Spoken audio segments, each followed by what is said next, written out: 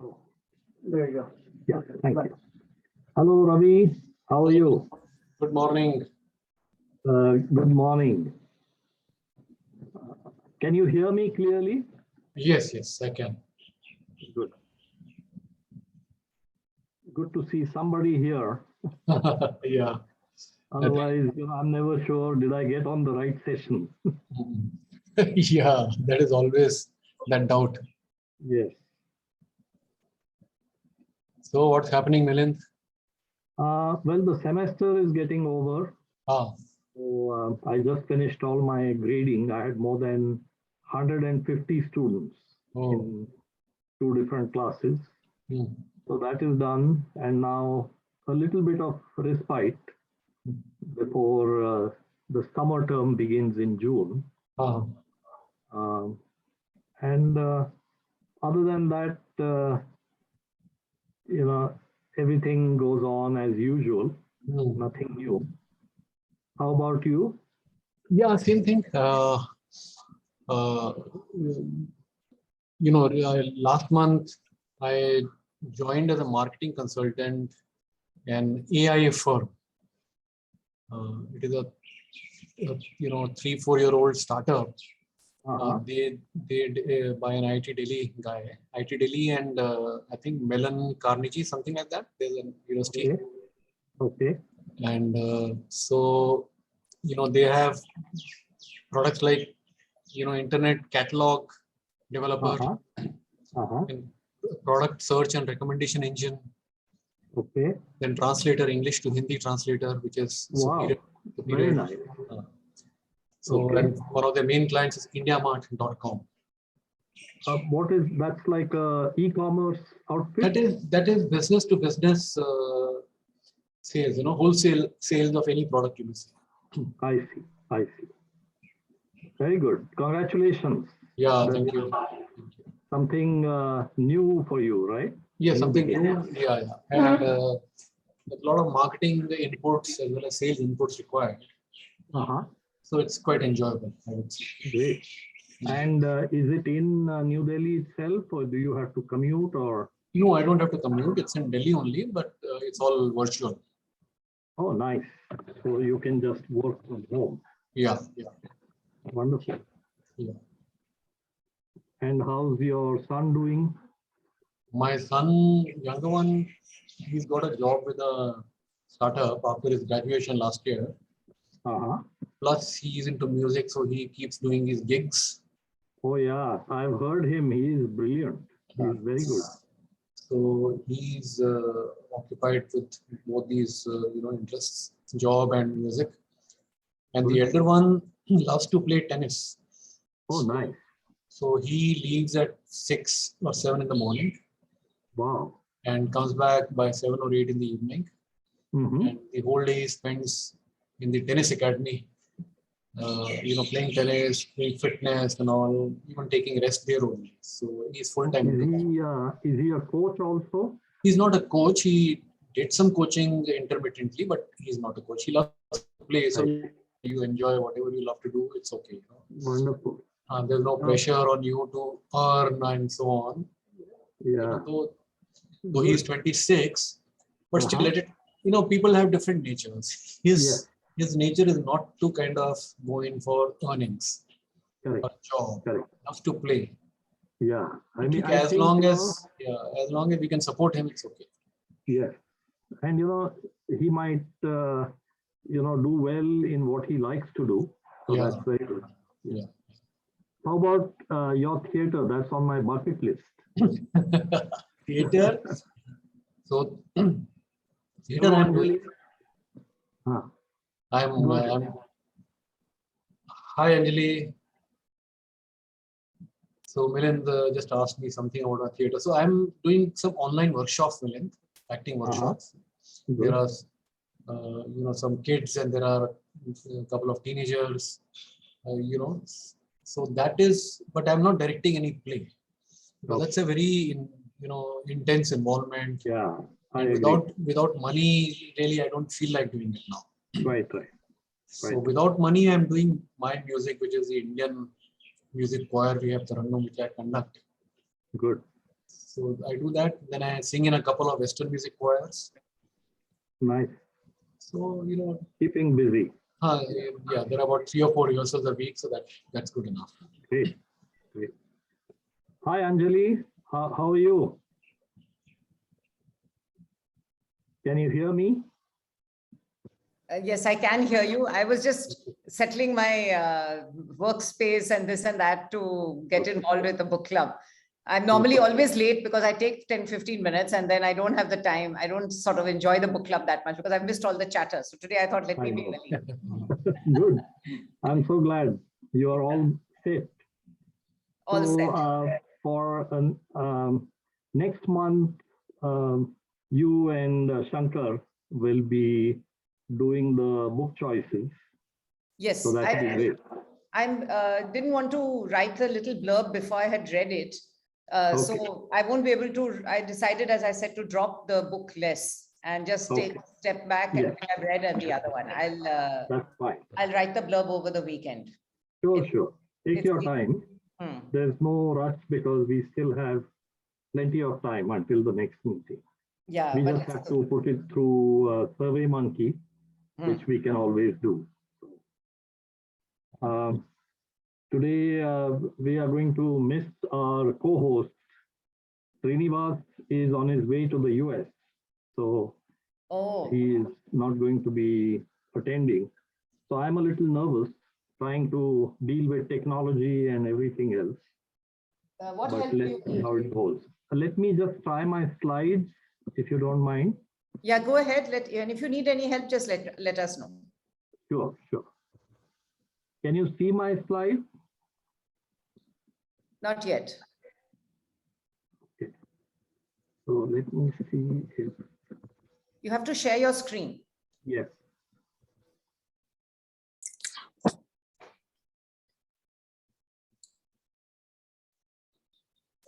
So, Vinitha. Good morning. Morning. Or good evening for you, I think. No, I am here in Delhi. Oh, you are in Delhi, so it's good morning. Oh, Morning. okay.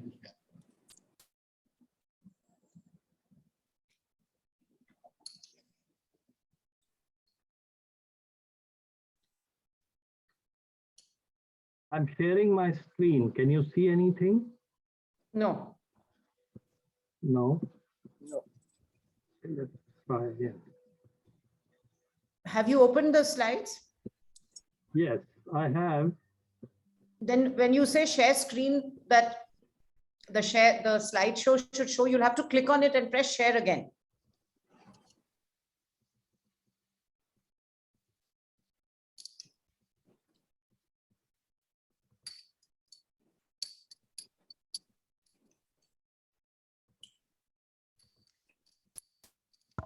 Hi, Viva. Hey guys, hello. Hello. You can email them to me, Milind. I'll do it for you.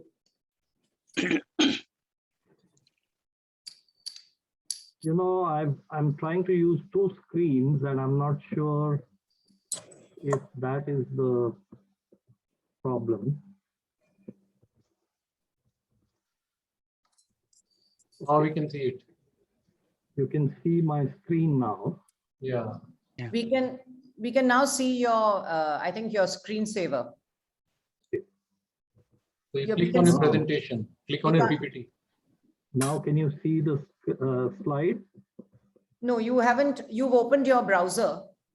So you need to click on the actual slides that you want to share. That on the finder screen, when all the screens are open, you need to click on the screen that you want to share. At the moment, you're only sharing your browser.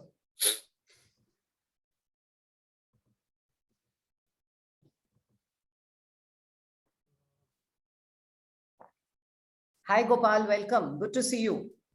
Anjali, how are you?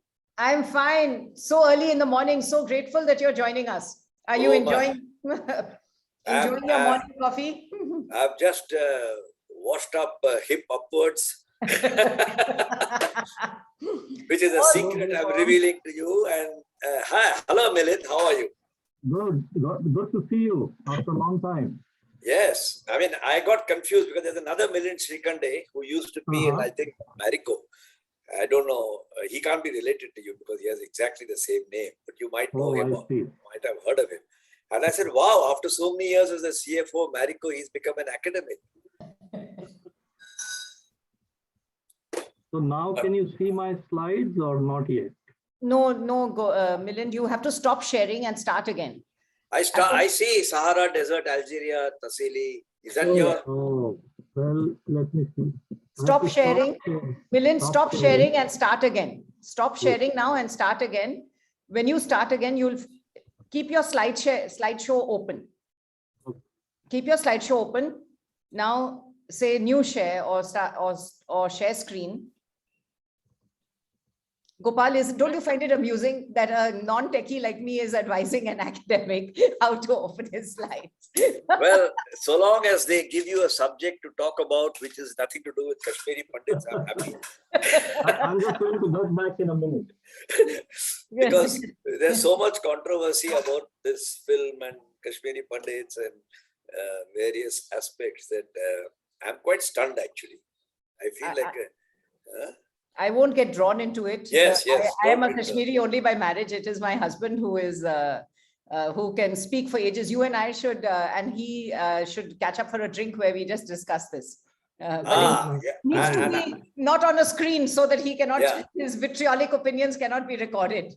and we should do that in the cool of the Bombay Gym swimming pool so that dimag is thanda. Gopal, have you met Suresh Devakar and Vinita Bhatia and Ravi Raj Sagar? Those are the other three names on the screen. Hi, good morning. Hello. Hi. Good morning. Good morning. Are they all IIMC alumni or what is the... Yes. Everybody. Can you see my slides now? Yeah, we can see it now. Yes, we can see it now, and it looks like a very nice slide. So it was worth the wait, Milind. And who's the person who has helped you? He's both handsome and smart and talented. Thank you. This is my son, Nishan. Thank you. So Gopal, we are all IIM Calcutta buddies from 1981. And From 81 meaning not just the 81 batch, you're saying from the year 1981. Well, all in the same batch. We Oh, I graduated in 1981. Okay. And we have, thanks to one of our batchmates, Sandeep Bhatia, we have all stayed together for the last 40 years. Jolly And good. that's how when I started the book club, there are 32 of us out of a batch of 100 who are part of the book club. So Jolly. it's quite a pleasure to have so many people from so many years ago who are all part of the book club. Right. So that's really nice. And Anjali, you're also part of that, or are you in a different capacity here? Gopal, No, I'm also Anjali part of the. I'm also part of the batch. 81 batch. Okay. I, just like Kashmiri Pandit is a vitriolic issue, gender is an issue. The batch was actually 112, I see. but 100 were men and 12 were women. So these guys keep saying 100 batch of 100 batch of 100. The sad truth is that we've lost some of our batchmates. So now maybe we are down to, I think, 899 or whatever. Vineet, who's not on this call, will probably know the actual number. But can you imagine now at IIM, we have 31% women. In those days, it used to be 5% or 2%. Yeah, 5%. We have two others stalwarts joining us, Rama Rao and Arvind Meyer. But I am associated with the SP Jain, Bhavan's SP Jain Institute here, and I find that the women's is much higher than 31 compared to IIMC, I'm saying. I think it's close to 50. I may be a bit... Is that right? Wow. Very close to 50, maybe 45 or 55, I don't know. I'm always struck that, and SP Jain is a highly cosmopolitan. I'm sure IIM Calcutta also has been and was and continues to be very cosmopolitan. So that's a good thing. And it attracts people from all over the country, as you know, Gopal. Exactly. IIM Calcutta does that like Ahmedabad and Bangalore. So I don't know what the composition of SP Jain is, but I would imagine it's more Mumbai centric. No. During this COVID stuff, I realized how many the hostels were chock-full and people were trying to get home, and the numbers were. I mean, Guess, I'm giving you a guess now that 65% of the students would be non-Maharashtrian. Non-Maharashtra based, sorry, I non-Maharashtrian. see. I see. Non-Maharashtra based. The people from Delhi, Gurgaon, Kerala, you know, Uh-huh. all sorts of places. Just like an IIT used to be. I don't know how the Right. IITs are now. But They have branches now also in Dubai and I think Singapore or somewhere. No? no. No? That's a nakli. The real one Oh. is by Bharatiya Vidya Bhavan. Unfortunately, there is a family member whose name is SP Jain, and he says you can't prevent me from taking my grandfather's name. Oh, okay. And so he has set up his own SP Jain. He's like somebody whose name is Vinita Tata, who then sets up Tata Industries. We can't object to that.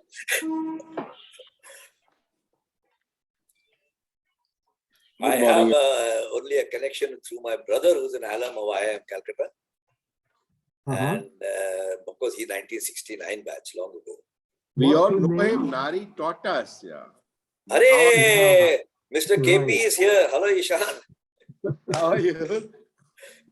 And a nephew who's also from IIM Calcutta. And I'm the guy who never went to IIM Calcutta but thought about it. I would have been So Narayanan is your brother Gopal? Yes.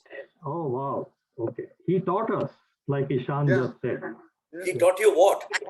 Marketing or branding or advertising or something. Whatever he taught us. Yeah.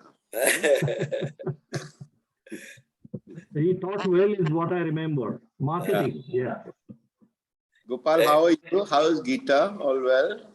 We are fine, thank you, Ishan. And now we must meet in the swimming pool.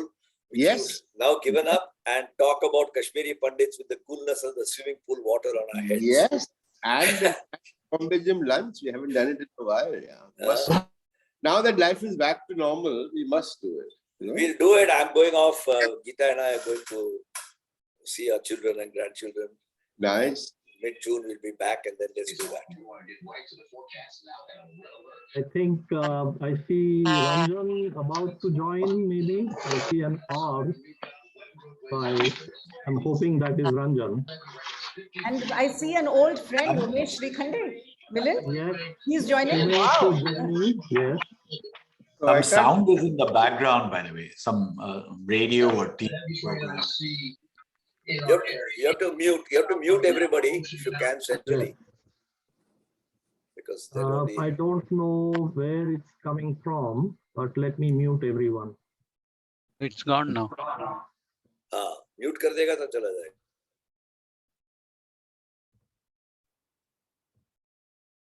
Okay, now it's gone, right? Now all of us are silent. Let me. I have unmuted myself as well. Okay, now you Oh, can be we have heard, I Ranjan think. also joining us. Where is Ranjan Banerjee? He's there. You can see him. He's there. I can see him on the Yeah, I think I saw him trying to join. I'm just trying to see where he is. I can't see him anymore. I can see Abdul. Hi, Abdul. How are you? There was an R trying to join, which I guessed was Ranjan. Yeah, there he is. Hello, Ranjan. Can you hear us? Doesn't look like. No, you muted him probably. Not muted, Shankar. He's not muted. But No. maybe he's not fully joined completely. But how are Yeah, you, he's Shankar? trying to connect. Yeah. Good to see everyone. Let's give everyone a few more minutes before we begin.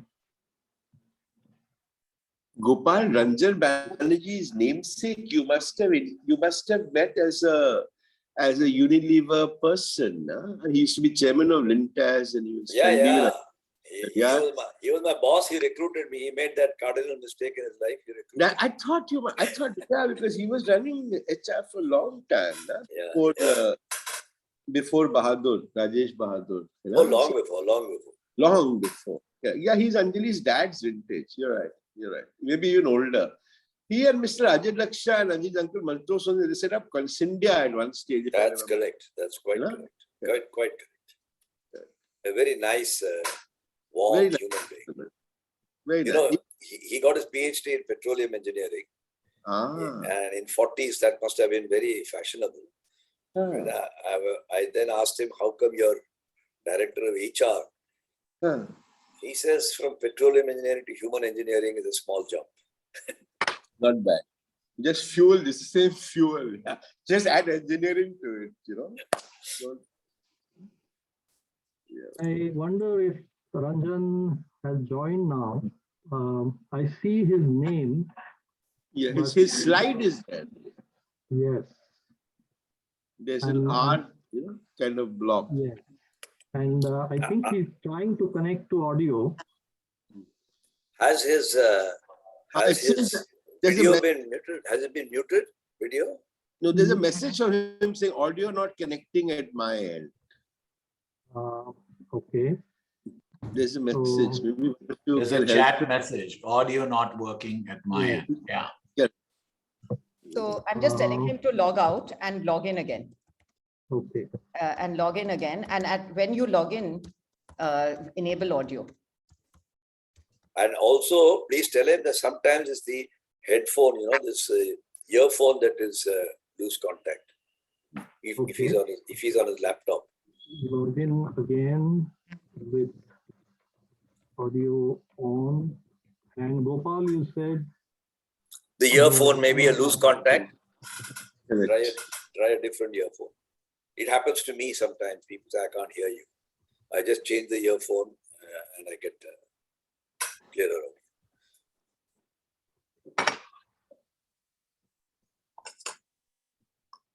So I noticed Ranjan is from IIM Calcutta. Yeah. He must be approximately, no, he must be one junior to you. Junior. He's 1989 batch. 89, so 8 years apart. Yeah, 7, 8 years younger than us. So I am with all the Brahmins today, huh? Unpad, unlikha, no IIM. No, but you have Tambram. According to your book, that's where everything started. and we have so many Tambrams in our batch that they'll all say, absolutely. Why did you guys doubt it for a second? I don't know if Ranjan has been able to join after Anjali's message. He may have logged out and You can see Ranjan. to He's log on. I can see his face. Oh, you can? Tell him to take out his earphone. If he pulls out his earphone, he may hear it through the Yeah. laptop Ranjan, itself. can you hear us? Surprised that somebody who's 10 years younger than us needs tech support for Zoom. Apologies, guys. Hello, Ranjan, hear can you you. hear us? We can hear him. I just heard you, Ranjan. I just heard you. It's definitely a loose contact. Yeah. Can you, if you remove the wire of the earphones completely from the computer, I think, Anjali, I think you heard Sharat, not Ranjan. Oh, I heard Sharad. Oh, sorry. Excited.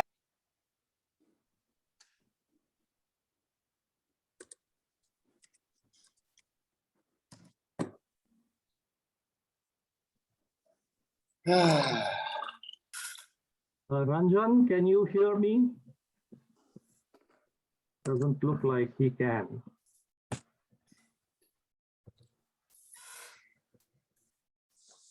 He's saying, yes, I can hear. Okay, but if he speaks, I don't. No, we can't hear him. That's what he's saying, that he can hear us, but we can't hear. It's definitely to do with his earphone. Earphones. Ask him if he's using the earphone, if somebody's in messaging contact with him. Ranjan, why don't you log off and log in again? Or you already done that? No, Anjali says no, sorry. If you're using Bluetooth, then the Bluetooth should be disconnected. Sometimes there's a problem in the Bluetooth. Without the earphone, it doesn't work, he's saying. Oh. That's a bit surprising. That means his Bluetooth is on. He's saying disconnect the Bluetooth.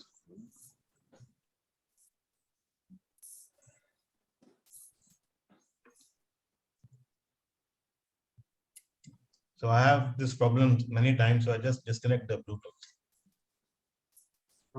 Ranjan, Put it on off.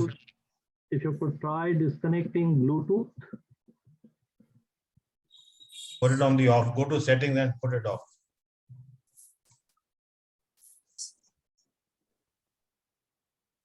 Can you hear me now? Yes. Yes, very good. Yeah. So I'm on my phone. I'm not able to see what you're seeing. Is my face visible? Yes, it is. চমৎকার, তোমার চেহারাটা খুব চমৎকার দেখা যাচ্ছে। Okay, so then I think I will just have to do it on the phone. It's just that the Zoom chooses not to work. I've been doing calls every day. It's probably a Zoom upgrade or something like that, or the audio system on my laptop. But I can do this, I think, comfortably on the phone. I don't think that will be a challenge. You can log in on your laptop as well and keep that on mute so that you can just use the phone to speak, but you can use the laptop so that you can. I think viewing on the laptop, that's actually a very good suggestion. Yeah, so that way you can see the slides as we are moving on. What is life coming to? My wife, who's a literature honors from Loreto, is giving us tech advice. I love this. Yeah. Okay.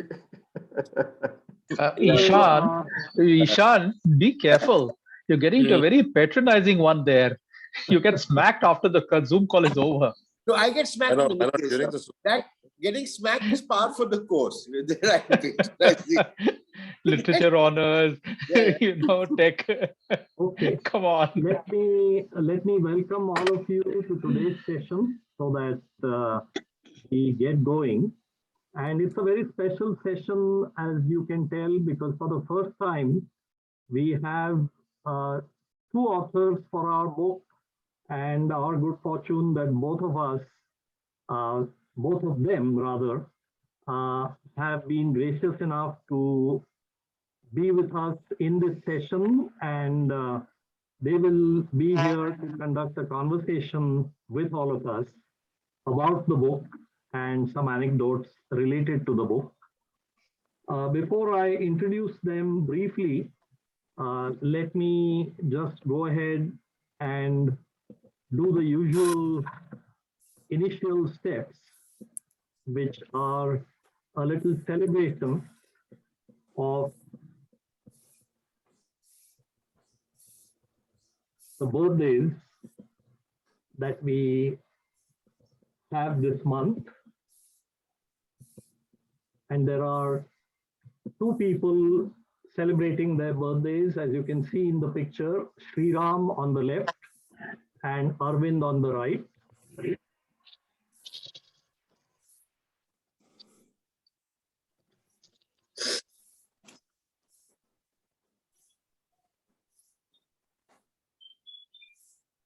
Thank you, Milind.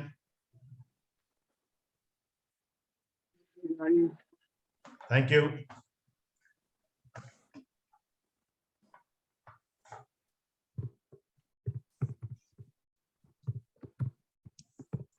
Milind, your audio's not working either. You didn't enable the video, but doesn't matter. I heard him. You heard it? Okay. Milind. Yeah. But again, it's gone off. I guess. No, it's not playing at my end either. Yeah. Now it's not playing. Yeah. Anyways. Yeah, but we all understand what we're doing. Yes. Happy birthday to you. Happy birthday to you. Happy birthday, my Sriram. Happy birthday to you. Ravi Raj Sagar, how come you're not singing? I was singing but mildly, softly. Okay, so that was a little birthday celebration for Sri Ram and Arvind.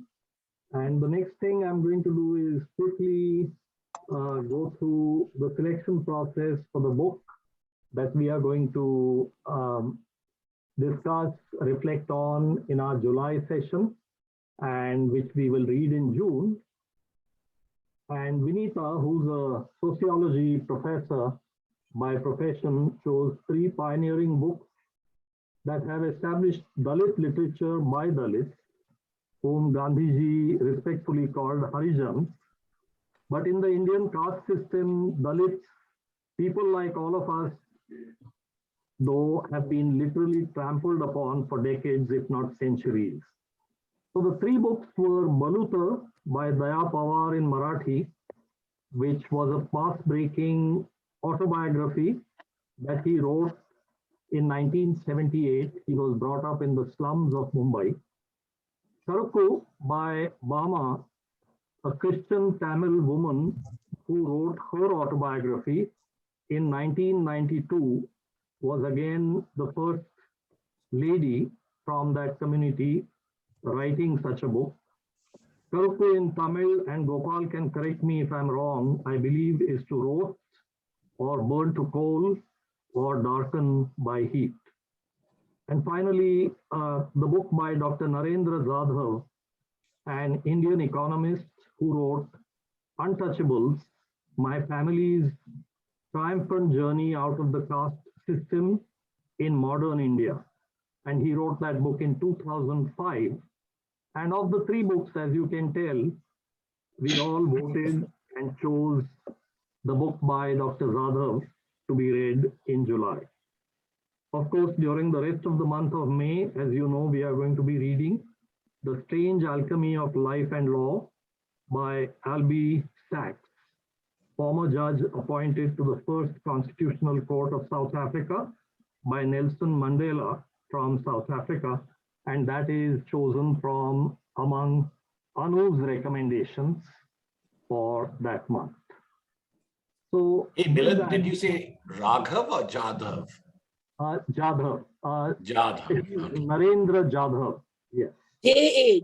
it is because J.A. is the, and he belongs to the Dalit community. And he is also, I believe, from Maharashtra. So that's. He was in the Reserve Bank also, and he's planning commission. He has a very illustrious career. Yeah, he was the chief economist at the Reserve Bank, as Vinita just said. And so we should be looking forward to that book. So with that, let me introduce you to our two guests and authors of the book. You have all received and read, I'm sure, Gopal and Ranjan's bio sketches, speaking to their stellar contributions to Indian management thought and practice. I have actually had the good fortune in working with both of them. Gopal at HUL when he was controller of the foods division, to which I was recruited as management trainee, and Ranjan as dean of BITSOM, the brand new B school in its first year in Mumbai. First, about Gopal, as an Eklavya equivalent located in the backwaters of India in a moderately dacoit-infested district of Etah, was HUL's dairy project and an integrated rural development program, where I spent a better part of 2 years when Gopal provided outstanding leadership in turning around the dairy into a profitable venture via an ambitious 1 crore rupee cost effectiveness program. And mind you, this was 1 crore rupees in 1983-84. So you can figure out how large that amount is in today's terms. For a business that Gopal had earlier described quite innovatively during my trainee orientation in Mumbai as competing with its own raw materials, and that was the foods division. Even though his visits to Etah were infrequent, each visit was quite meaningful for me because of his ability to build human capital and enterprise together. In Etah, I was inspired as much by the story of Dr. Varghese Kurian working in Gujarat, pioneering white revolution in India, as I was by Gopal, who effortlessly made me aware of ambiguity and paradox in management and the importance of a bias for thoughtful action as a trainee and also later as a covenanted manager. More recently, I got to know Ranjan while teaching at BITSOM in Mumbai and have learned from his ability to build an innovative state-of-the-art 2-year MBA program infused not only with conventional building blocks of education, but some interesting inputs from thinkers outside traditional management channels who could plant innovations effectively not just in the minds of students, but even in the minds of seasoned managers in Indian industry. Of special note were guest speakers Ranjan had invited to a thought-provoking conference recently at Bitsom, like Vishwanathan Anand, whom he chatted with himself to bring out both the brilliance and humility that characterize his guests. And other equally illustrious guests, such as Iqbal Chahal, the Bombay Municipal Corporation Commissioner, who has helped Mumbai tremendously in dodging the coronavirus bullet in some sense, as well as Shankar Mahadevan as a rising star on the Indian music firmament. And finally, as we are talking about guests, since my brother Umesh is more unassuming than me, I'm going to introduce him as another guest who has joined our meeting today to listen to both Gopal and Ranjan and the rest of us as we reflect on the book for today. Umesh, whom I have known as the capable man and manager behind very successful campaigns in India, such as Hamara Bajaj, making his mark as the chief executive officer not only at one, but two different reputed ad agencies in the Indian marketplace. Please join me in welcoming all of them to today's book club session. And with that, let me hand over this virtual microphone I've been holding for too long to both Gopal and Ranjan to talk about the Made in India manager. So it's all yours, Gopal and Ranjan. Thank you, Milind. Ranjan, you're there? Yeah, I'm very much here. I think you could start and I can pick up the thread as we normally do. Okay, the way Ranjan and I like to do this is that I'll speak for maybe 10 minutes and Ranjan for 10 minutes, and then we'll throw it open, because this audience is a very capable audience with experience in management, and it would be a pity for us to miss out any insights that you all may provide. So it's 10 plus 10, plus as long as the comments and questions come. So if I may begin with Ranjan's permission, making my sort of opening comments. I'm not going to describe in detail what's in the book. I just want to describe the context in which the book came to be conceived of and then written by us jointly. But I've had one thought after writing the book. So let me start with that thought, because it's bubbling in my head. And I thought, I'll place it there. It'll be perhaps controversial to the extent that everybody may not agree, but that's fine. What's wrong with that? So long as it's not offensive to anybody. See, I have felt that Indians are very good when three conditions are fulfilled. When I say very good, I'm talking globally competitive.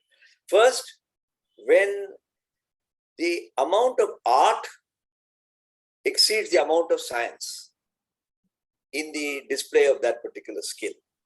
So if you're doing research on physics or computer science, the amount of science probably exceeds the amount of art. Both are involved.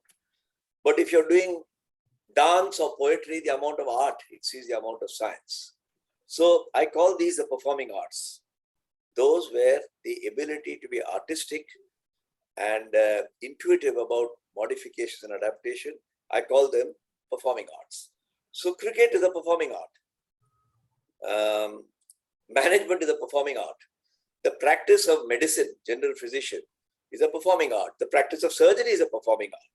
The amount that surgeons know about what they are digging up, if you talk to a surgeon, you get a very good feeling that there is a lot of art in it and intuition. So I put certain things in the category of a lot of art and a little bit of science, and those are the ones where Indians tend to excel. Example, yoga. Example, filmmaking. Example, cricket. Example, management. So if I generally call these as performing arts, for lack of a better word, although many academics tend to think of it as a science, I would respectfully disagree. The second characteristic that must be met is it must not only be a performing art, it must be highly democratized. A lot of people must be participating in it. So yoga is an example. I mean, you can find a yoga guru in the smallest village in this country. You can find people playing gully cricket, and some of the current cricket crop like Siraj and Washington are examples of people who come from very modest backgrounds compared to the cricketers who used to play for India 50 years ago, 40 years ago. Management has been democratized. Management has been democratized because of the setting up of institutes of management long before any other country in this world, other than the United States, had thought of it. As early as 1950s, the Indian Institute of Social Welfare was created in Calcutta. IIM Calcutta itself is a great tribute to the foresight and, of course, all the subsequent things that have happened. So that's the second, it has been democratized. And the third one is that it must be intensely competitive. There must be lots of claimants for that. So, I think 1 out of 200,000 people, I don't know what the latest number is, who apply to a good B school, get in. So, you're already creme de la creme. And then you're shaped further, and then you go out into the world. So, performing art, competitive intensity, and democratize are the three conditions. And the practice of management or the art of management meets all these three criteria. And I would hypothesize, this is not in the book, by the way, this is in post-book thought, I think is probably part of the explanation as to why, like yoga, like cricket, India tends to get to world-class products. Now, Ranjan and I have an association through the SP Jain Institute of Management, where he used to be the dean, and I was persuaded and interested to become what they called an executive in residence. And we got chatting one day, maybe five years ago, about whether Indian manager really, what's so special about them? And if they are so great, why can't they sort out things in their own country? I mean, that's a very valid question people can ask. Then we started to talk to the people we knew. He knew many of his own network. I knew many of my own network. And we came to the tentative conclusion, which through some research, I don't want to pretend that this is some fantastic path-breaking research, and conversations, that there seem to be some sociological factors behind it. There seem to be the three factors that I mentioned, that is the performing art with intensity of competition and democratization. And the third is the local environment. I've already talked to the second one. I'm not going to talk about the sociological factors. I'd request Ranjan to do it because I think he has many good thoughts, rich thoughts on this. So I've talked, the first one Ranjan will speak about sociological factors. The second one about competitive intensity, and I've alluded to already, and Ranjan may touch upon it as well. I want to then touch upon the third, the last one, which is the environment. I've already mentioned that India was a pioneer at a time. I mean, you have to think back 50 years, 70 years. Why in the 50s, in a post-partition, impoverished India, would anybody have thought of having an institute of management? It all started with labor welfare, I suppose, Indian Institute of Social Welfare. And today, India produces, I don't know what the latest number is, but we have about 3-4,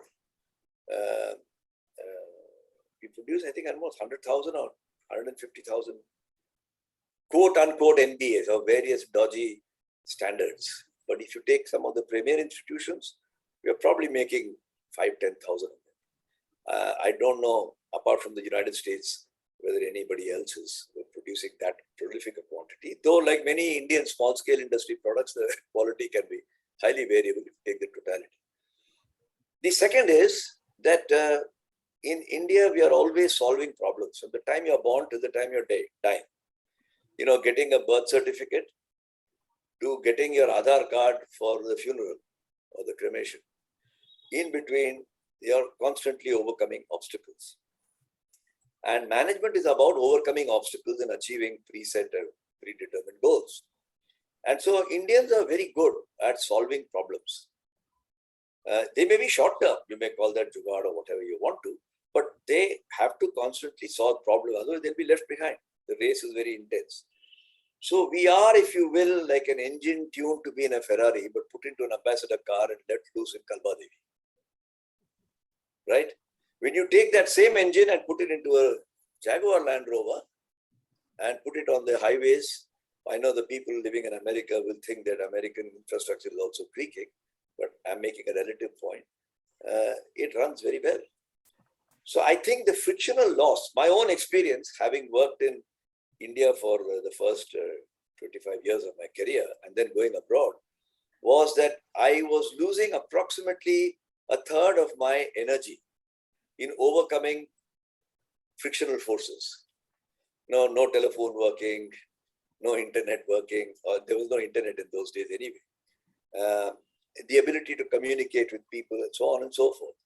The power of argument, one of the great strengths of Indians is the power of argument, because that is part of our tradition. And when I went abroad, the manner of conducting meetings, the manner of taking decisions, seemed to mitigate those frictional forces. And that allowed me to apply the energy that I had pent up. I was like a lithium battery which had all that extra power, which I could apply into actually solving the problem and getting on with the business. I suspect, these are all hypotheses and somebody may disagree, I suspect that that may be a part of the story as to why. There have been a lot of public reports written by journalists as to why Indians get all the top jobs. Many people have published lists of them.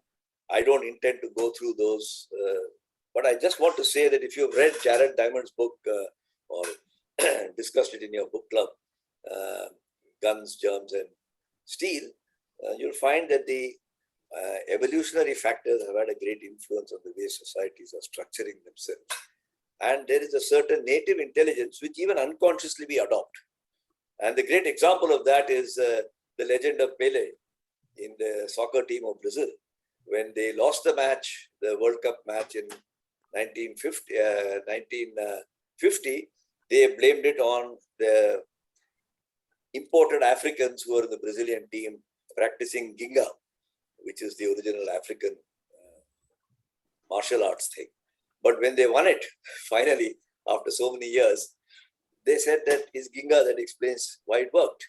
So Indians in that sense are like Ginga in Pele's football, magical. The same thing that doesn't work in one context works in another context. And that's why I think Indians are very successful. And that's what caused us both to sit down and write this book. A last word before I hand over to Ranjan. This is the first book I think I wrote, which is the co-author.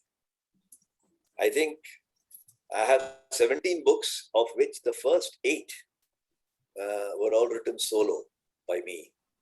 And then it occurred to me that there could be a multiplier effect if there are more authors, because I strongly felt as I was getting a bit older that Indian managers enrich the crematorium by carrying away all the experiences in their brain, their experiential assets in their brain to the crematorium.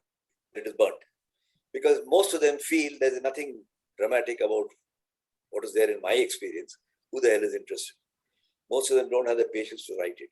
And I believe experience experiential assets are like wheat stocks or rice stocks in a warehouse. It's all bulked up and kept, and you know that you have 50 million tons. But if you don't take it, clean it, process it, package it, and give it in 1 kilo or half kilo packs, common people can't use it. And it's a great lacuna, I think, in Indian management practice and theory, which incidentally SP Jain was committed to bridge, and that's got me interested to join SP Jain. Rather than academics doing their own thing and practitioners doing their own thing, to bring practice and theory together, that motivated me. And I said, if that's my objective, then what better than co-authoring? Ranjan was a great partner to have as a co-author. Co-authoring means twice the work. I can tell you that, because each guy has his own style. But the joys are much greater. And I must confess that I've had a great joy in writing this book, discussing this book, and putting this book out. And thank you very much for giving us the opportunity to share some of our thoughts. This is the whole background. Ranjan, over to you. Thank you, Gopal. I quite liked your mention of Jared Diamond's book. I will make a note of it to read sometime in the book club. Thank you. Thank you. Go ahead, Ranjan. Thank you very much. Am I audible? Am I clear and audible? Yes. Absolutely. Because I was holding the mobile phone with my left hand. I've now put it down. I just want to see if the audio is okay. Is that fine? Yeah. Yes. The audio is fine. Okay. So let me say 3 or 4 things first as before the book comments. First of all, I think this is a great thing. And I must say that, well, I think this is an I Am Calcutta Club. Is that right? Yes. That's right. So I am PGP 24. I am in the presence of many seniors. I'm very happy to be here. And I think you will inspire at some time PGP 24 to also do a book club. I'm just scared to initiate it because of the work I think it will involve if I'm the initiator. But I think it's a great, great initiative. So that's number 1. Number 2, I want to share a recent anecdote. One of my batchmates from IIT Bombay is Rajesh Subramanian. And he has recently become the global CEO of FedEx. And I was having dinner with Rajesh. There was a group of us. He had come down to Bombay. And, you know, there are 2 stories there that I thought were worthy of note. One is how did Rajesh, basically he's a lifer. His first job was FedEx and he stayed with FedEx. And he rose to the managing director of FedEx. But the story is that Rajesh was sharing a room with a friend. And Rajesh at that point in time was not very clear of his career trajectory. And his friend got a call from FedEx saying, you have an interview today. And this friend of his was not very keen on interviewing with FedEx. And Rajesh said, oh, interviewing with FedEx sounds like a good opportunity. And he went for the interview. And the rest is history. So the point is he got the job that made him the managing director at FedEx because his friend did not want to attend an interview. And I think not only is it a good story, but it says something that keeps coming up as a theme, which is, you know, accidents, opportunities often masquerade as accidents. And it is the positive person who has the ability to do that. The second dimension that I am talking about, you know, when I talk about this FedEx is he said, why did you become MD? And he was talking about Fred Smith. And he said, Fred Smith is a genius. And, you know, and Fred Smith will keep coming up with ideas. The problem is Fred Smith is used to people saying yes to his ideas. And he took some time to get used to me because if he had an idea that I did not like, with logic, I would push back. But today he says, I think I am the managing director because I could meaningfully push back on Fred Smith.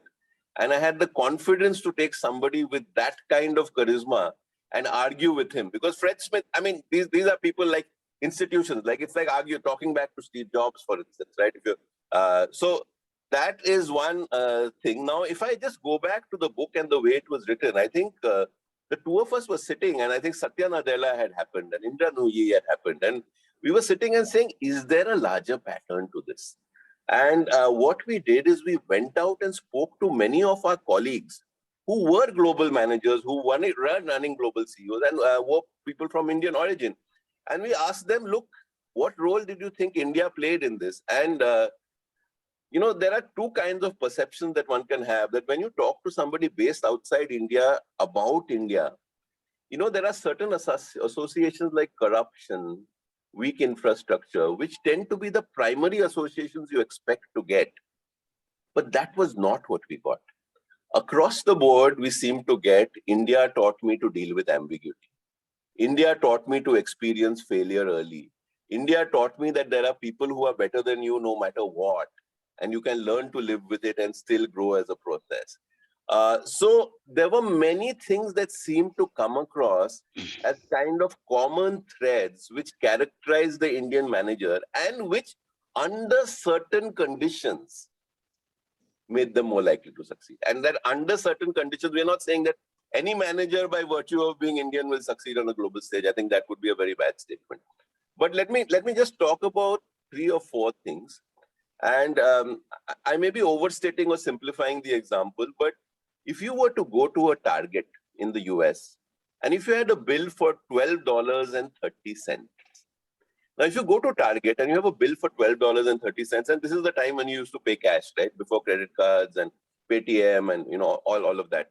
And you said, here is $20. Can you give me change back? Every target will faithfully give you change back. Now, if you go to that same target and say, look, I have 20 and I have 230.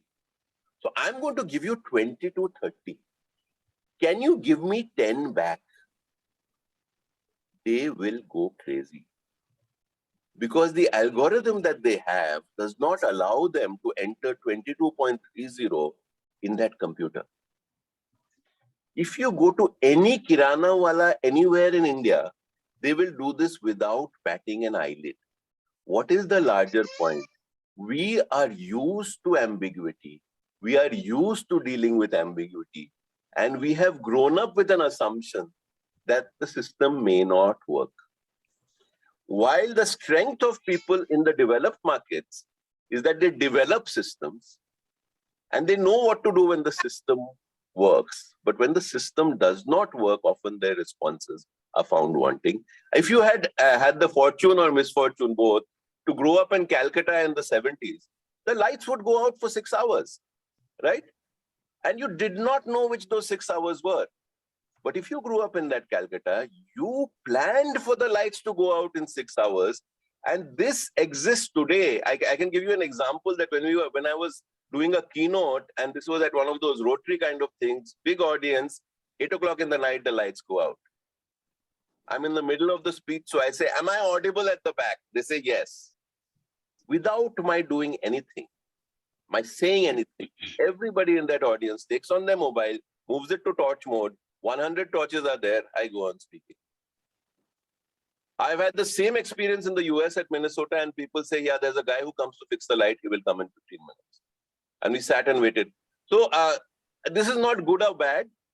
One is we are used to dealing with ambiguity and finding solutions, and that helps. Because I'm speaking to, there is a student of mine who's just become the global brand head for Nivea at a fairly young age.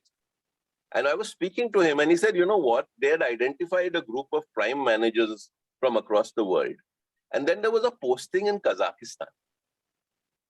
I was the only person who put my hand up and said, I'm willing to go to Kazakhstan as country head.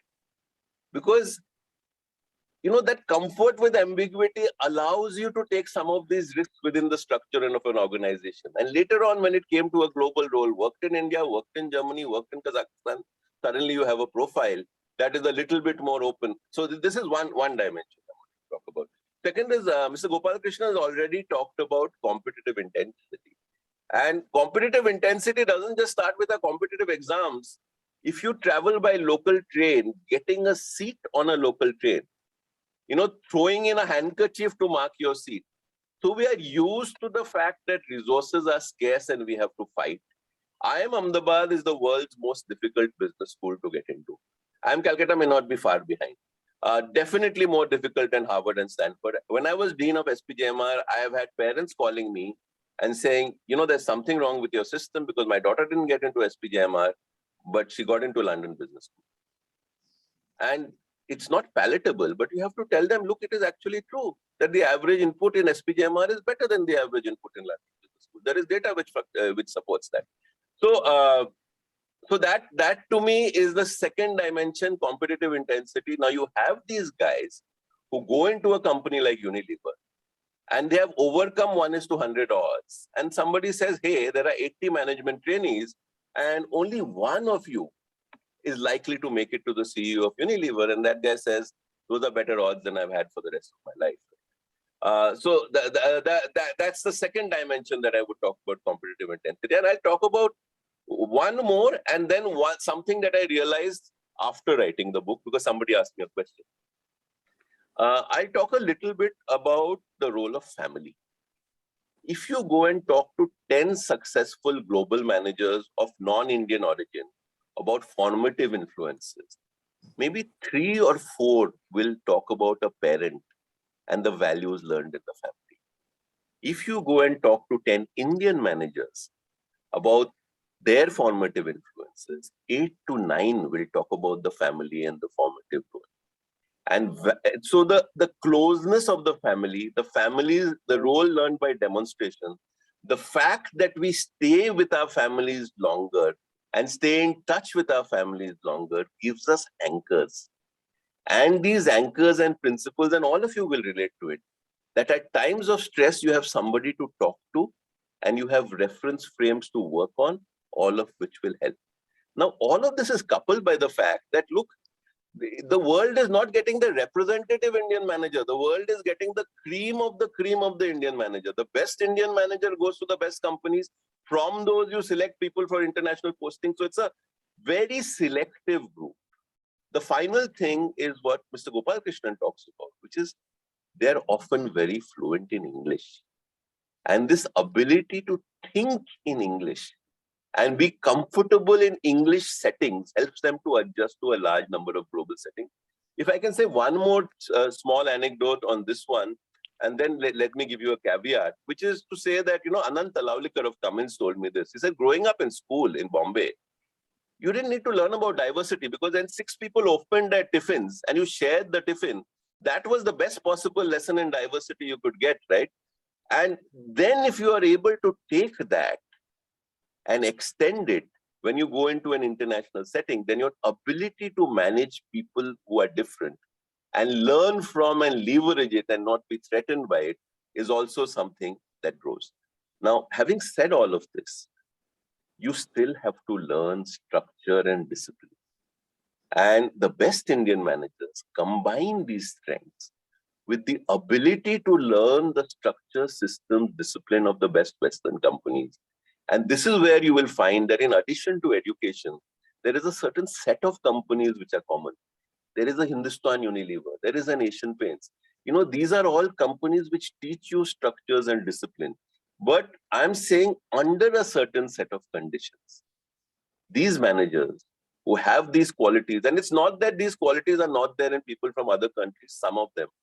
But I think it's the combination of these factors. That is why we talk about something called an emergent property. As an example, if you look at a flower has petals, sepals, calyx, stem.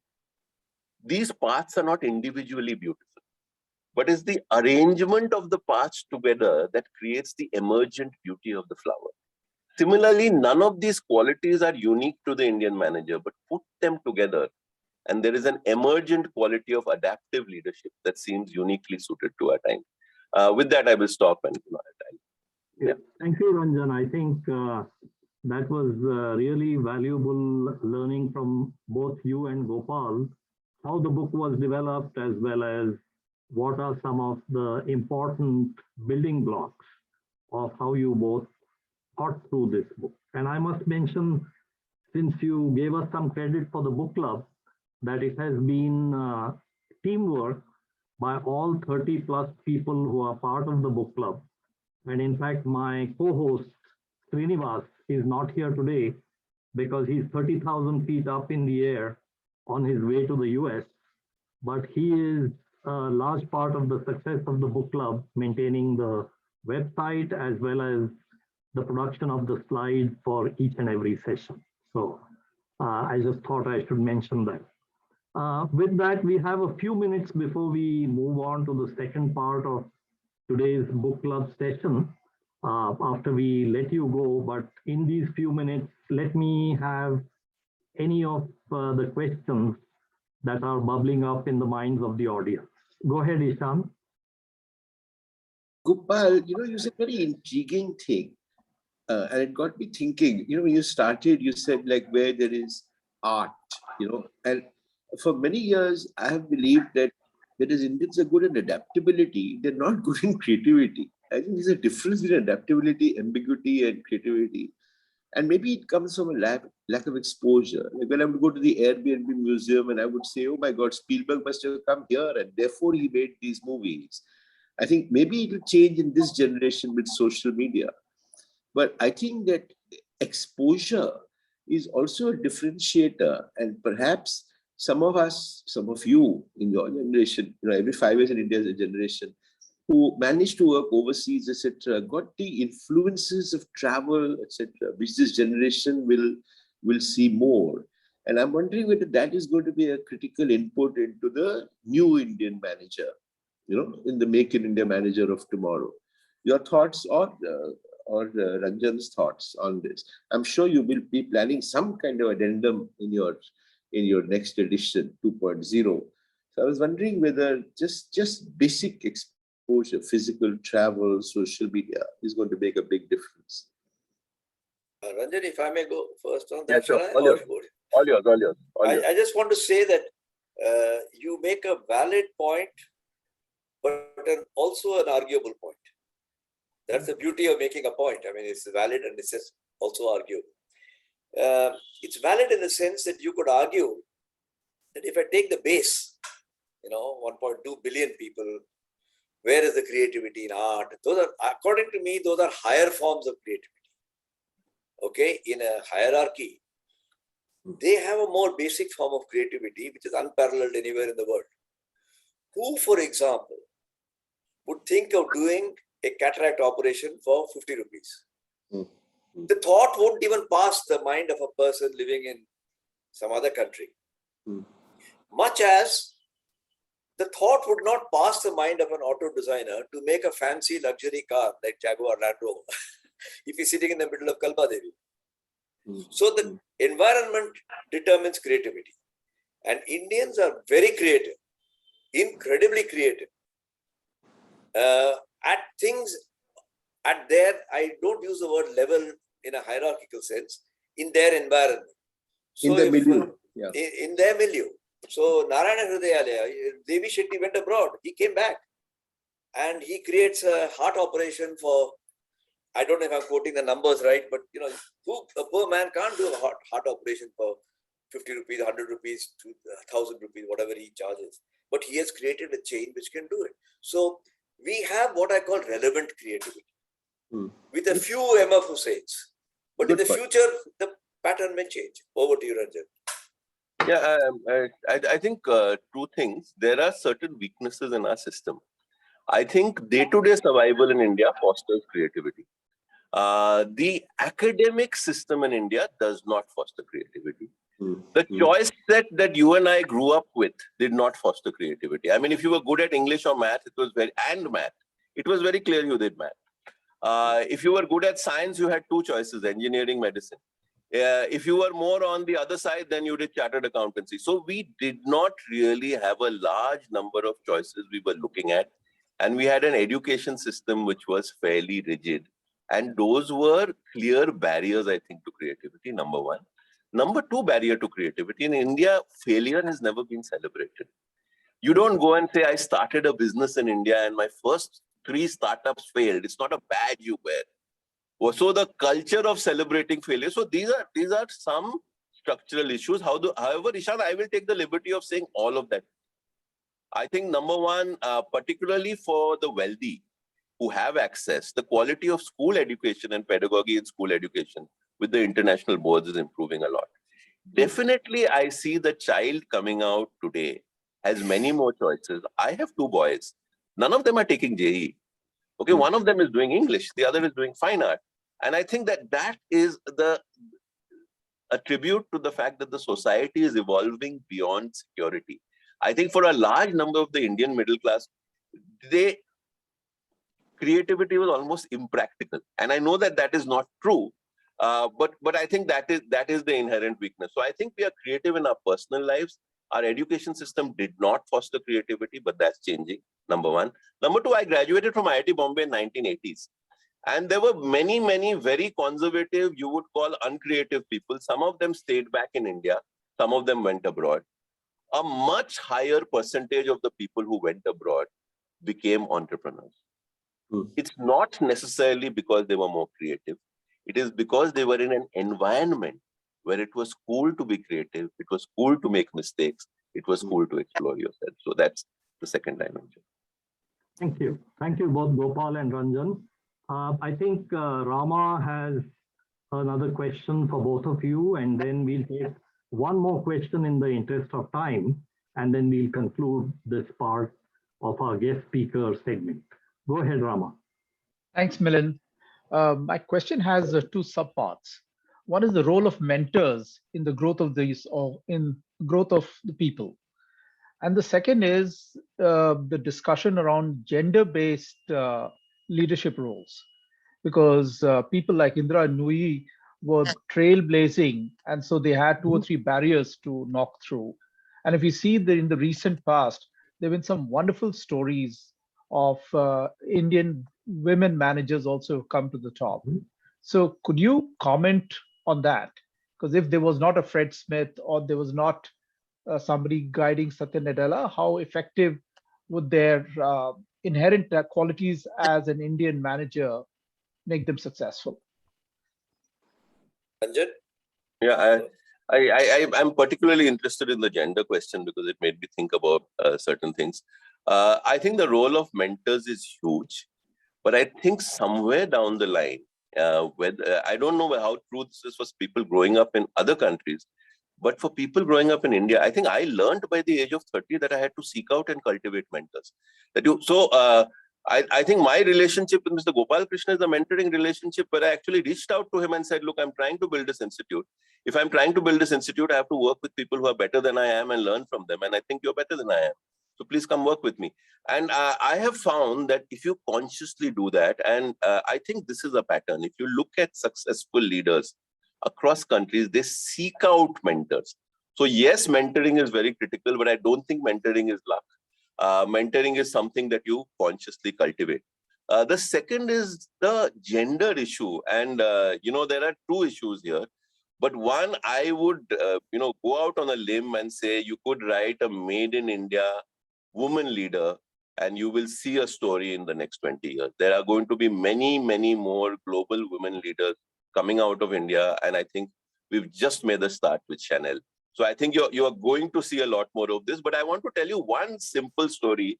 First year management trainee, Asian Paints, CV Abraham, general sales manager, gets 6 management trainees into a room. And he says, we haven't had women in sales. Last 2 years, we've had 2 management trainees, women in sales. Do you think they'll succeed? And he just asked the question and left it to us. For the next 1 hour, we spoke about travel, about language, about food, about hours. And we gave a variety of what we thought were good reasons about why women would find it difficult to succeed in sales. And he heard us out for 1 hour and he said, gentlemen, we have researched this. We have found that the women who enter the sales profession have already encountered far more obstacles just to take the decision to enter the profession. You have no idea of how deep those obstacles are. We find that they do as well or better than men. For the last 1 hour, gentlemen, you have been listening to the sounds of your own biases. And that stood out for me. I think in this era, the big thing as far as gender is concerned is we all have to be aware that we are all a part of the problem. We all have biases. We all are a part of the problem. And I think if we take that, then it will happen faster. But I see this as the next big thing out of India. Because the gender ratio in all our B schools is going up. They've already overcome many obstacles. And we don't understand this. As you go deeper, you will find, for instance, in SPJMR, we did this research. 25% of girl MBA students in SPJMR do MBAs because they want to postpone marriage. That's how it starts. So makes sense, if you look at the guys. So the conditions are very, very different. I just add a comment. I mean, Ranjan and I haven't discussed these specific Ramarao points before, but we happen to agree. Because taking the first one about the second one first about the gender thing, I remember in 1972, and I am Calcutta girl.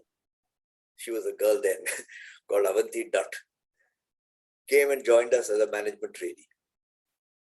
And she was not given the full treatment, that males would undertake. Some 7-8 years later, Manita Kuller joined us. And that time we had a debate not dissimilar to the one Ranjan alluded to in Asian Paints. And Manita Kuller said, I'm a Hatta Katta Punjabi. You don't worry about me, I can take care of myself. And boy, she went out and said, women can do it. And then we came to a very crucial decision. Milind referred to ETA, which is in the bloody back of beyond near Mainpuri, where there are dacoit infested area. We said, do we send our lady trainees also there?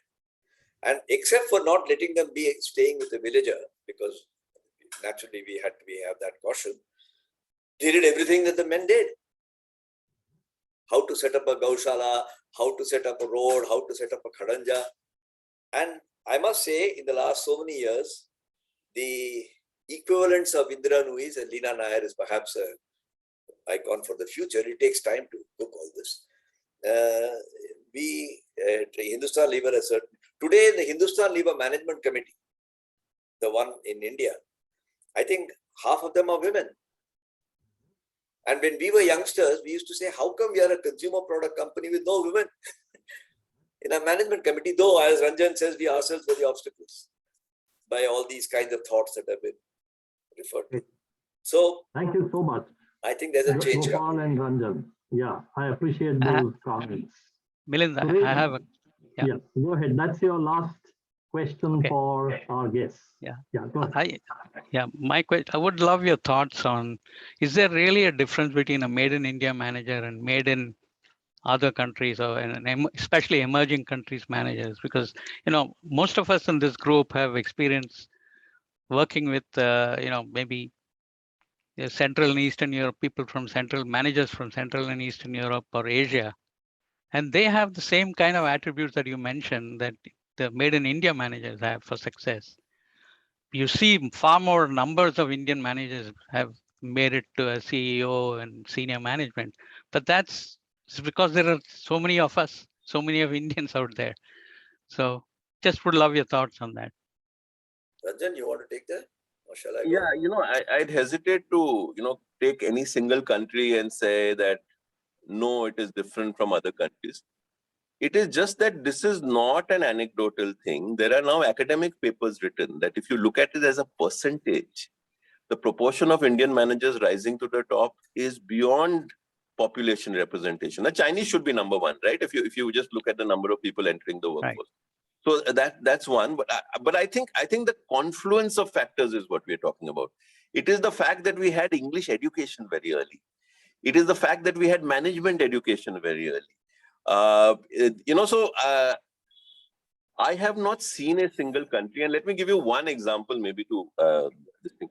In around 2004, I went to Karachi, Pakistan, to deliver a global workshop.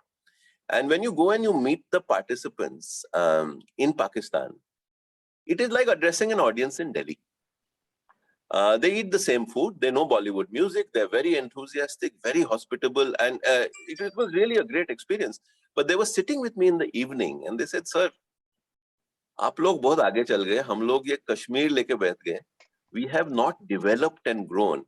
And the one thing I can definitely tell you is a parallel group of multinational managers in Pakistan versus India. The quality of reading of the managers in India will be of a different order. So I'm not saying yes or no. I'm just saying that I think it's a combination of factors, and I think you will find that some factors are lacking. It is definitely true that competitive intensity in India and the Indian system is probably higher than competitive intensity in any other system. Except China. China is very high. Except China. And I think in China, the difference is the think in English factor. Yeah. I think overall, I think the English mindset is probably the differentiator. I think more than the other attributes. So so we cannot take some credit away from colonization. Yeah, I'm going to ask Gopal if he wants to react to Suresh's question. No, I just want to be very brief to say that it's a very valid question. I have traveled a lot in East Europe during my career, and I can say that if you analyze and paralyze to find a single factor of difference, you'll find it very difficult. And I want to refer back to the point that a botany point that was made by Ranjan, that there is something called the emergence theory.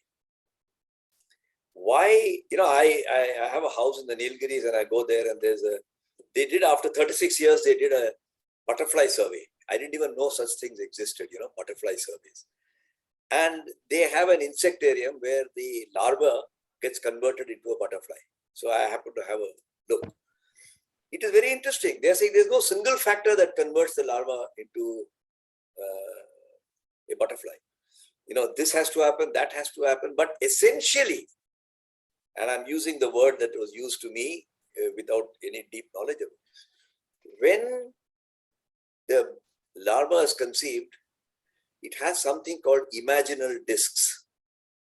Imaginal disc is a set of chromosomes or DNA or something that is required in its later life, and that gets embedded. And although the larva completely dissolves and makes a suit out of itself before it becomes a butterfly, the reconstruction happens due to the imaginal discs. And I think there are certain imaginal discs which are not prone to science and specificity, but there'll always be exceptions, and fantastic. Some of the East European people or South Asian people are also of that variety. But I think where, if I may refer without becoming political about it, our neighbor in the West has lost is perhaps they've lost their imaginal discs. Their life has been too comfortable for those at the upper end and too intense for those at the lower end. But anyway, I'll stop there. Thank you. Great. Time is our only constraint, Gopal and Ranjan, but we all, on behalf of everyone, let me thank you for all your insights in conjunction with the book that you have written. And I think it is a seminal contribution in the sense that people have not really looked at the Made in India manager as being unique or excellent in the way that you have charted the course of Made in India managers. And we should all feel goosebumps because we are all Made in India managers, like both of you. So we really thank you. And I would just like to thank your association for inviting us to share our thoughts. We know that everything that we say cannot find agreement with everybody, but you have put a thought into the head of Ranjan and myself that there should be a follow-up book. I'm pleased to tell you that you just signed up to have a follow-up book, but not on the same subject, but an allied subject. Gopal, you should listen to everyone's criticisms. You will come back and join us for a discussion of that second book when it happens. Okay. Sorry, somebody said you should listen to our criticism. I'm very happy to do that. Yeah, I mean, you might get some input, you know. Of course. Milind drives everybody, you know, it's like an assignment. This is serious stuff. If you want to stay around, assignment is the most polite form of describing it. It is a mission. So if you want to stay on to listen to some of the criticisms as well as the praise for your book, you're welcome to do that. But I was trying to. I thought your second part of the agenda is not to discuss the book, but other things, and therefore. No, it is to discuss the book. So. So I'm very happy. I promise to keep quiet and just listen to criticism, because I know there should be criticism, and everything that we have said is not necessarily acceptable. So, I'm sure ahead. You will find the reflections by three of our contributing book lovers very interesting. So you're welcome to stay. Let's transit to the second half of today's session. After thanking both Gopal and Ranjan for their thoughts that they shared with all of us. And as we had indicated before, one of our really dear friends, Rajiv Chandra, passed away last year on May 1 at what I would consider a very early age, not any older than any one of us. So let's just maintain 1 minute of silence in memory of Rajiv and then move on.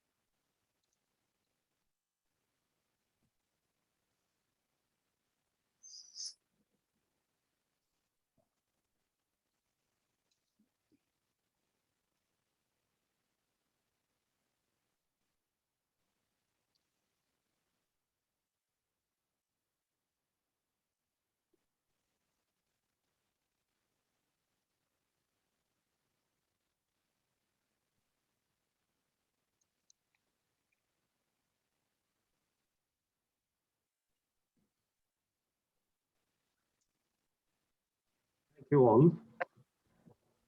Let's move on to the next half, and let me share the screen once again.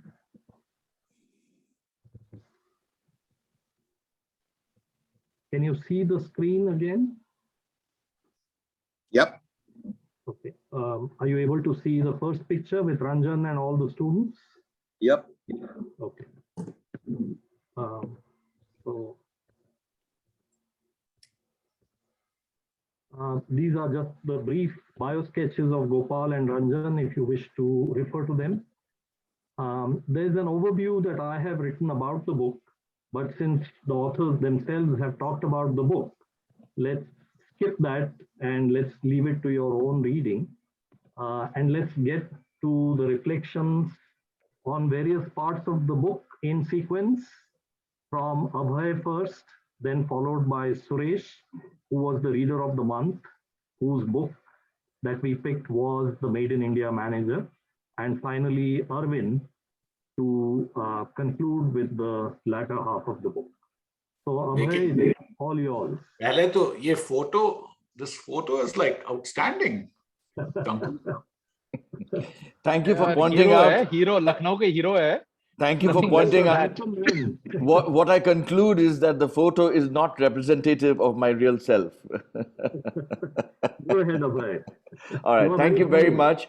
Thank you, Gopal and Ranjan. It has been wonderful to have you. I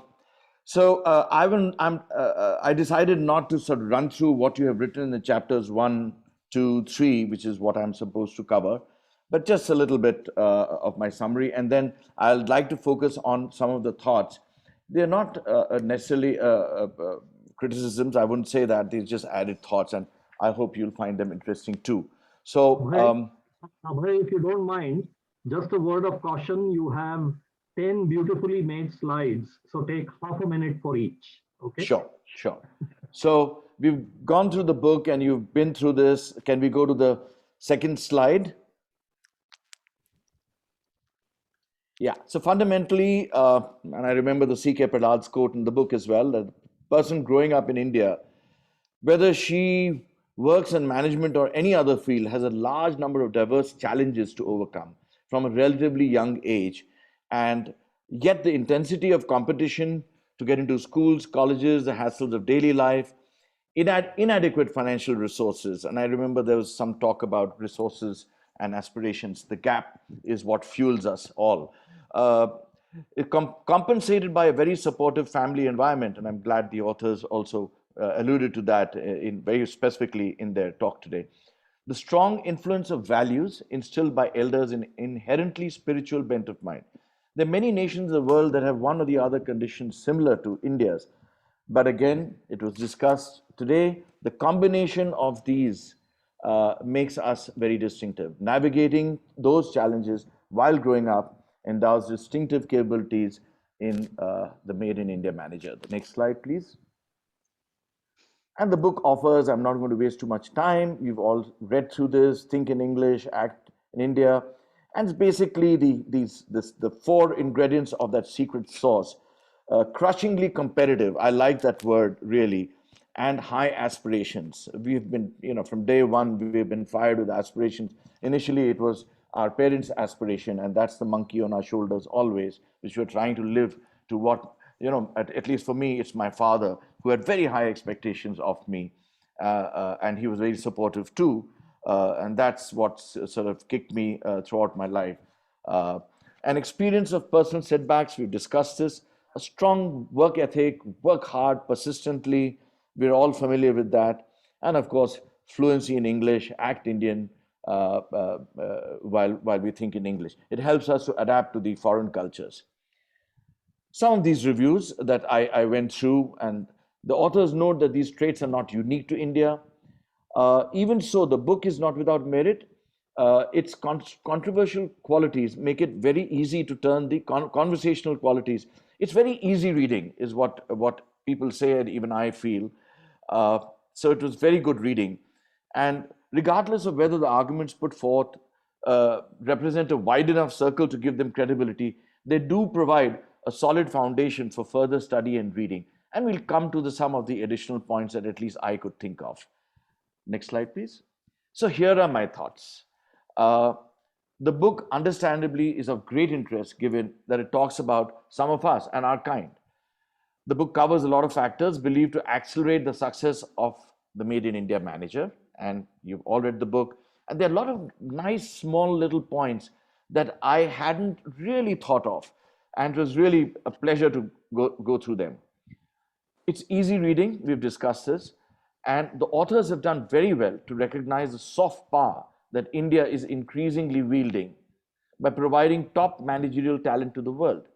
And just to take a little story of my own, in 1990s, when I was working on a JV with an American Fortune 500 company from the US, we worked on Indian talent. And it occurred to me that India will go up the value chain in supplying manpower to the world, where from labor, maybe 100 years ago or 75 years ago, to babus and to accountants and middle-level managers, to senior leadership, what we're seeing right now. And ultimately, I feel that India will contribute towards some of the largest business owners and entrepreneurs in this world. Next slide, please. The book is structured around 4 ingredients. We've discussed this, so I'll skip through this. I thought, however, that the book should be spent more than necessary time to explain our trading expertise for several thousands of years. It's important, but I thought that what happened 2 centuries ago, there are some discs, what you talked about, that exist, but perhaps not so much so. And the other thought that I had was that while you talk about the evolution of the Indian manager and go through literally hundreds of years back, I think the evolution theory misses out the deep philosophies of our governance.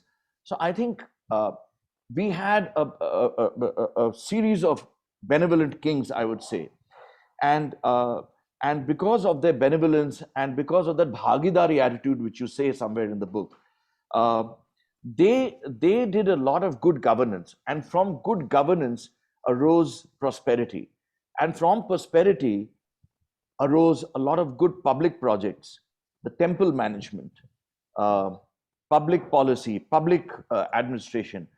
I think more than trading, I think that has been the foundation of those intrinsic genealogy that we all have, which make us good managers. So that's a little bit of a thought that I would say that you could consider. The other thought, while I'm just if you can go back to the earlier slide, is that there's a sequence you laid out that management was a child of industrialization, and industrialization was a child of trading. Now, I somehow feel that it's a little different. I thought good governance and good kings it led to prosperity, and therefore just the good governance, the public policy, the public administration, whether it was temples or civil projects, etc., they led to management thought at that time, and also trading. When we are successful, we are happy, then we start exploring the boundaries beyond our own, and that led to trading with various parts of the world. And after trading, and that sort of enhanced our management skills a little further. And thereafter, I think when the needs of the business required scale, that led to fathering of industrialization.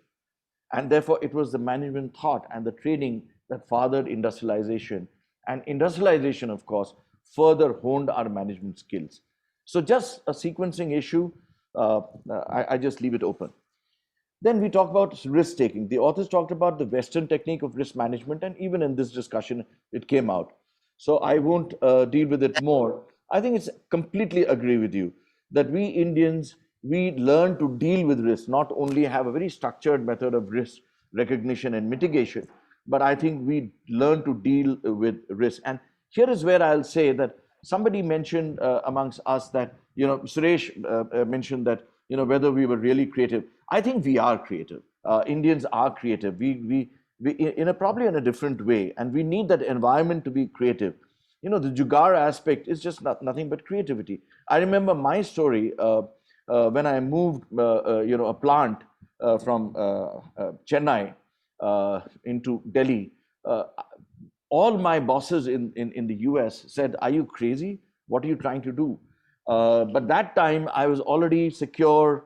I could take on the world. I could take risks.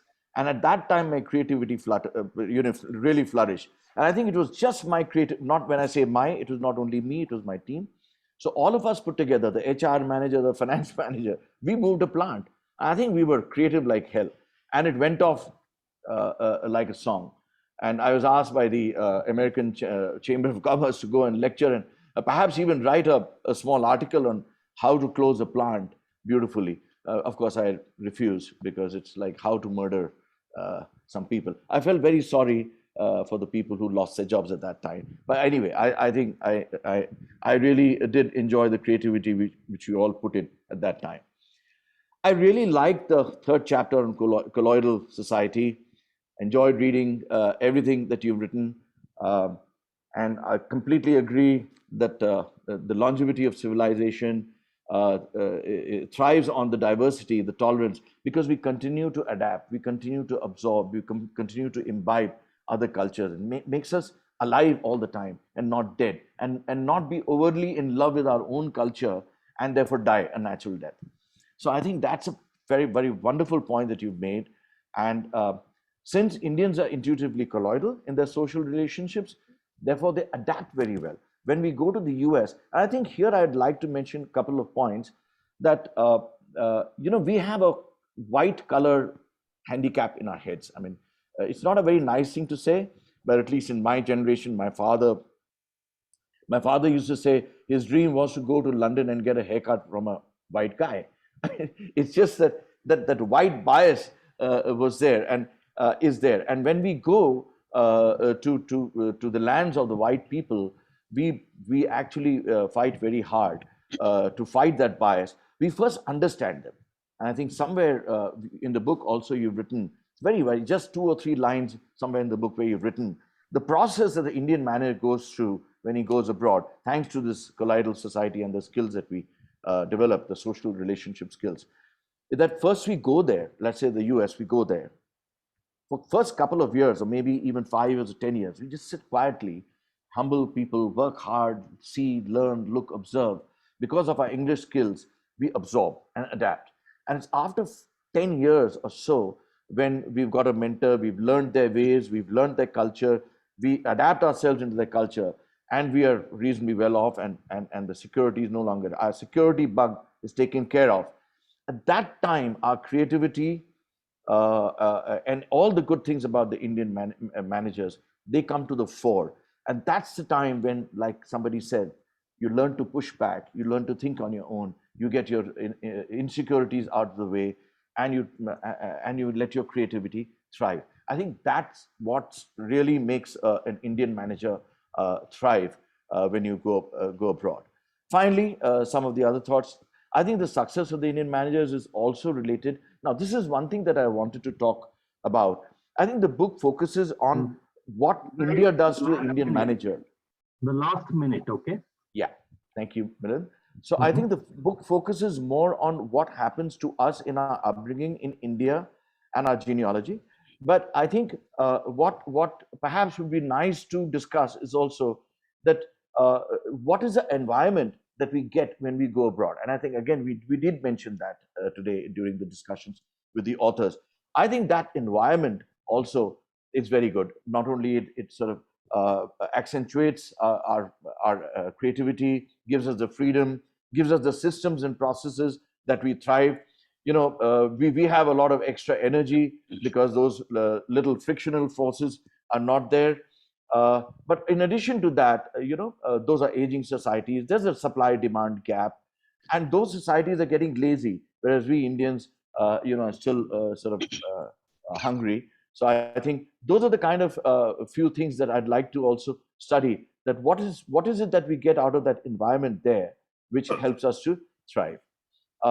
This is what I mentioned. The Indians are great at first observing, learning, adapting, and thereafter giving wings to their creativity. and a great formula for success in foreign lands. And a second thing that I'd like to say, that our reputation is also helping us. The Indians are being known increasingly in the US, in Europe, as good guys, good, work hard, they hands-on, they get into the details when required, etc. So we are getting a good name, and that is helping the further generations also. And finally, I think this is again an environment factor, it's an evolution factor, not so much to do with what we are as Indian managers and our backgrounds and how we are brought up in India. It's going up the value chain. It's a process. So we are a part of the process. We supplied labor, then we went to clerks, skilled technicians, accountants, engineers, and middle level managers, and now top leadership. And I'm sure, I'll just close my thoughts, and I'm 100% sure it's happening now, that I believe we will now be giving the world its biggest entrepreneurs and innovators. Thank you very much. Thank you for your patience. A lot, Abhay. Those were really very in-depth comments. So let's see what Suresh has to contribute to extend some of those thoughts from the center of the book or the core of the book. Go ahead, Suresh. Thank you. Okay, thank you, Milind. I'm basically going to summarize chapters 4 through 6. So these 3 chapters discuss some of the factors that have contributed to the success of the Made in India managers. So there are 3 factors that the authors talk about. One is an atmosphere of intense competition. The second is family influence, and the third is thinking in English. So I think in terms of the competition, both Ranjan and Gopal have talked about it extensively in their overview. So I won't talk much about it, except say that competition and scarcity of opportunities are inevitable aspects of life in India. We all know we have to jump through hoops to get into a professional program like an engineering or a medical or medicine or even a chartered accountant. So the competition in India manifests itself in all spheres, not just for elite academic institutions, but cuts across economic and social strata. This creates a need for students to couple intelligence with a very high level of diligence to make it to the next level and earn the approval of both family and society. Notice that family is so important in the education of the average Indian. Moreover, there were very limited number of acceptable choices of career and subjects of study, and interests were largely defined from within this limited portfolio of choices.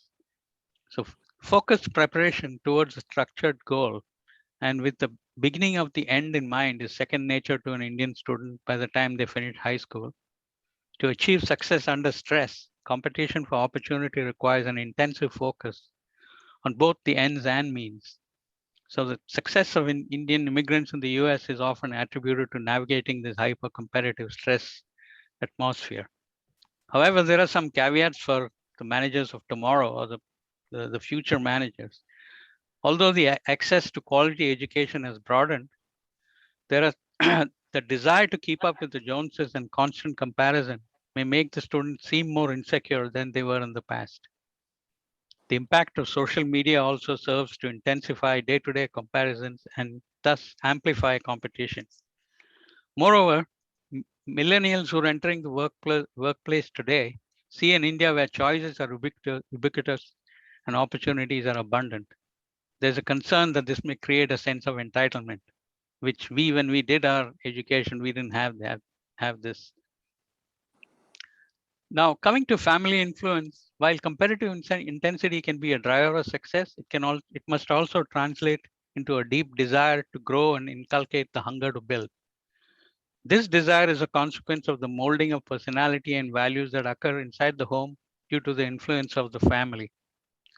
Competitive intensity combined with a nurturing family with high expectations creates a hunger to build and the desire to create a future that is dramatically different from the past and the present. And also to develop a capability that is significantly ahead of the competitive set. The influence of the family, gives rise to several attributes that are useful later in our managerial experience. One of them is getting things done. As we know, management is an art and science of getting things done using people and processes. The need to get things done is a feature of everyday life in India, in our families, schools and colleges, etc. In terms of high expectations that create self-belief, Indian parents have always had high expectations for their children, who learn about values and attitudes through observation, demonstration, and daily shared experiences. Children are expected to do well, and they're placed in an environment of intellectual challenge, encouraged to ask questions and read. This helps them develop deeper self-confidence and an ability to stay steadfast, even when short-term outcomes do not align with expectations. There's always a presence of at least one parent in the home, and that is an extremely stabilizing factor for children. And that acts as an anchor in relationships. So high self-esteem, self-belief, and an understanding and appreciation of the worth of close relationships act as strong foundations for us to understand and build deep connections. And of course, in India, we have this the respect and deference to age, which is a which is a part and parcel of a collaborative family environment where parents live with their children and grandchildren, resulting in far greater connectedness between generations. It also is a valuable way for society to utilize the wisdom of elders and keep individual humble. And the last attribute that family influence confers on us is the role of religion, where where Indians implicitly have a concept of believe in a concept of higher being, long-term rewards for doing the right thing, and staying true to our principles that is often linked to our exposure to religion. The third factor that really makes for a successful Made to India manager is thinking in English but acting in Indian. So the authors say that management results are derived often from two vectors or two dimensions. The first is the thinking or the intellectual dimension, and the second is the transactional dimension. So the thinking vector or thinking dimension is influenced by the power of analysis, exposure to media and books, and the language of thinking. On the other hand, the transactional vector is influenced by culture, the social mores, and the arc of acceptable behavior. From an intellectual vector dimension, a wider access to education, increased mobility and urbanization, and the perception that fluency in English advances careers have led to many professionals acquiring an exclusively English language mindset. From merely speaking the language, they have begun to think the language. From a transactional vector dimension, when operating in the Indian environment, the social dynamic and organizational politics are naturally rooted in the Indian cultural norms. Indian managers tend to think holistically rather than in parts, are deferential to their elders, sometimes even unnecessarily so, do not voice dissent openly, and give undue importance to seniority when all other things are being equal. So, just in conclusion, just to say the Indian managers are really distinctive in their business thinking tradition. That the business thinking tradition is more oriented towards the Anglo-Saxon or the Anglo-American culture, but their action tradition is deeply rooted in the Indian culture and values. I have just a couple of concluding comments. One is that I think either Ranjan or Gopal brought up this the Fred Smith.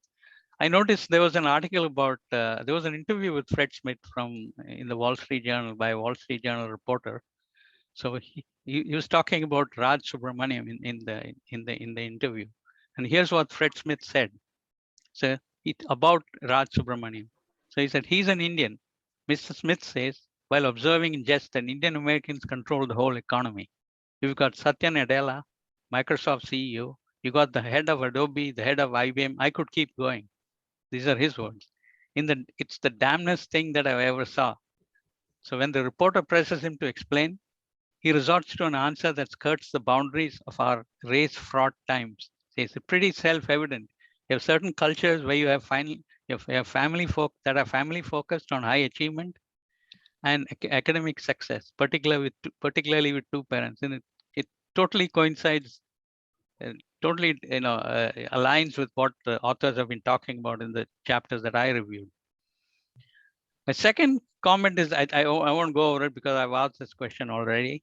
My third comment is something that Ranjan kind of addressed, but I thought that the hypothesis that the authors elucidate would have been more compelling if the anecdotal evidence was kind of supported with more rigorous research and more comprehensive literature review. So that's all I have. Thank you so much, Suresh. So Gopal and Ranjan, just to caution you, you've got a mild dose of criticism so far, and now you might be getting into deeper territory with Arvind. So Arvind, go ahead. Yeah, thank you, Milan. So I've actually taken a critical view of the book, extremely critical view, and it's the purpose that I went slightly critical so that one could draw some response and get some reaction. Though I must say that to start with, that I admire the work done. That somebody had done some work in this direction. I think it was long overdue, and it is. The world over, everybody is talking about the Indian manager. And when I picked up the book, I did expect to get some lot of far-reaching insights. But unfortunately, I found that the book is entire anecdotal. It does not contain any research or the experimentation like we read in the books we've read earlier, like Humankind or Thinking Fast and Slow. There are no control groups. There are no evidence to prove this is right. And it is these are purely hypotheses and premises. And so I thought I'd come up with my own hypothesis and premise, because and so my premise is that reason why Indian managers are so successful, because India is the only country which has a highly competitive or a selection criteria. 1 out of 3 lakh, 1 out of 4 lakh people coming to the top, which is about maybe less than 0.01%. And there is no other country, including the US, which has such a stringent selection criteria. So therefore, if you put these people who are at the top 0.001% in any environment, right, and no matter which country they come from, Kazakhstan, Middle East, right, they will do well. So really, it's nothing to do with the family, or because families exist and in East Europe also, in Asia also, China, Japan, all these countries have a structure, have a family support, etc. Like India. But I think the only thing which India has, which these people don't have, most countries don't have, is a stringent selection criteria to filter out people who can be at the top 0.001%, and they will do well no matter where they go or where they come from. The only two countries which have a similar selection criteria to India are probably China and Japan.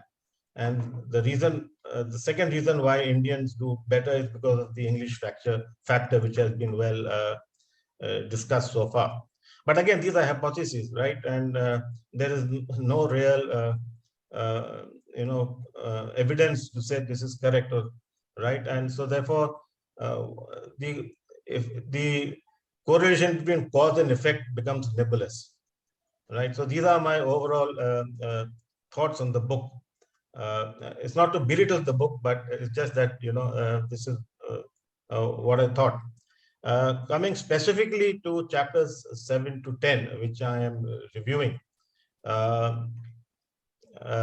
if you look at chapter 7, and I've listed out all the topics covered in chapter 7, I won't go through it again, but only it talks about the manager of tomorrow, but it is only the top 5 points which talks about the manager of tomorrow, which is going up to VUCA, volatility, uncertainty, complexity, ambiguity, right? And the top 5 points, which is respect of authority, digital native versus digital migrant, relationships versus Facebook, WhatsApp friends, less familiar with history and scriptures, but more confident. So these are all about managers of the future.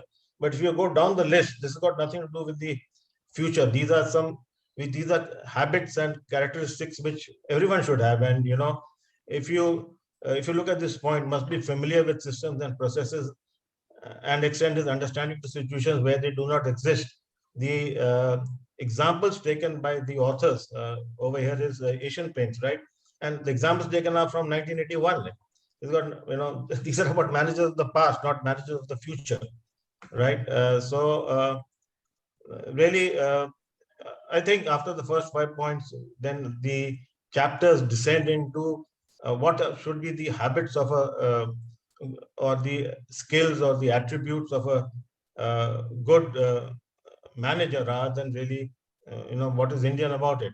And if you go to the next chapter, which is about humility, self-knowledge, etc. Nothing to show that Indians are more humble. I mean, surely, and in fact, the examples taken in the book are all about Westerners. There is no Indian over there. It starts with Albert Einstein, right? So all the theories, the philosophies, the examples, everything taken is of Western. There's nothing, Indian about that, right?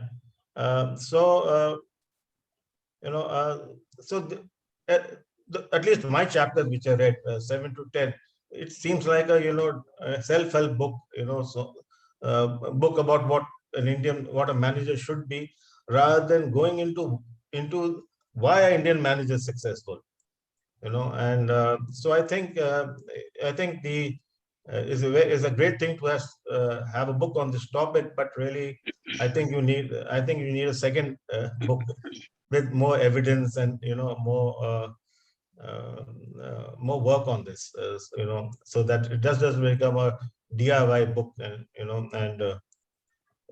I think that's my position on that.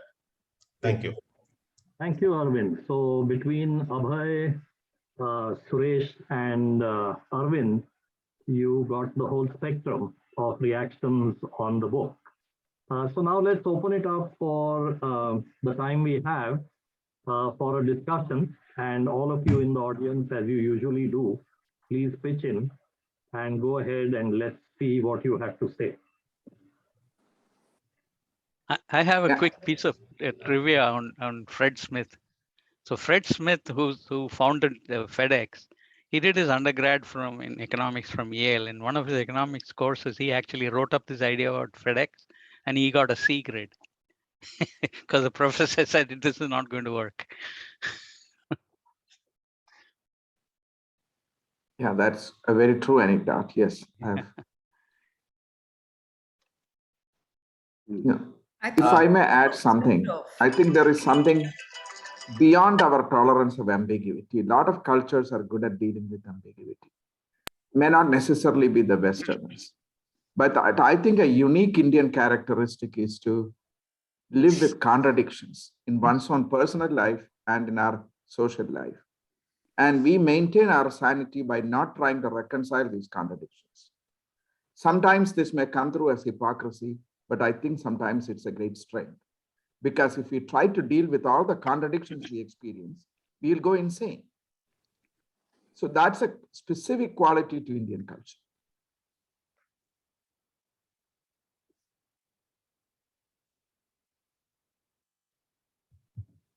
Yeah.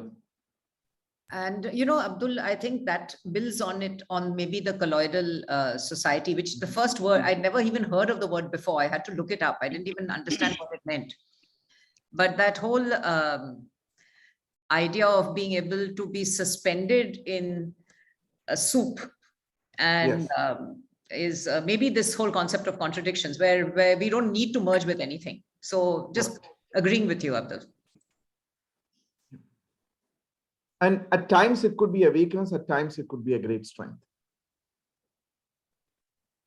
Yeah, I think I would also like to comment that I thought the last chapter was pretty good, and the point that I really picked up was learning ability and adaptability. I mean, these are not new points fundamentally, but I think what the authors are really trying to say that these will be increasingly very important skills going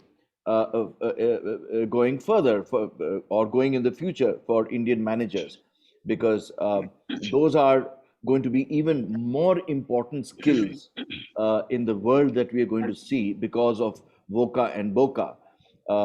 So I like that stress on learning ability and on adaptability. And the fact is that because we deal with contradictions and the kind of competitive environment that we have to deal with in India, we are probably one of the best races in the world to be able to deal with those two requirements. I just wanted to follow up on what Abhay just said. And in the humility chapter, it was heartwarming to see both Gopal and Ranjan mention names like Dr. Abdul Kalam or E. Sridharan as sterling examples of humility. There are aphorisms in the book, right from Tirukkural, which I know is well known in the Tamil world for its more than 1,300 aphorisms, or there are quotes from Vivekananda.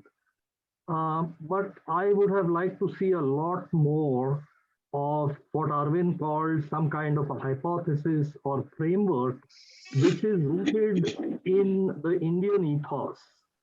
And one example that comes to mind, perhaps both of you as authors have read his work, is Devdutt Patnaik, who has connected Indian mythology with Indian management practices. And he has shown that Indian managers for their training don't really need Western thought from now onwards in order to train them in the values that are most important in terms of global excellence, in terms of competitiveness, in terms of success stories. So my take on the book was, after listening to the reflections, that a lot more of quintessentially Indian thought, Indian models, Indian practices would have been really additional learning rather than here what the Westerners have found good among Indian managers. So since we have the luxury of having both Gopal and Ranjan with us, one of the things that's been going through the minds of a lot of parents in India is that all the people who went to IIT and IIMs, the kids are not getting in. The other kids getting in. And is it because of entitlement? So, one is the exposure, but then the entitlement or the ability to go overseas. So as we get more global, is it just a different set of people who are going to kind of do what the last generation did? And that's not a bad thing.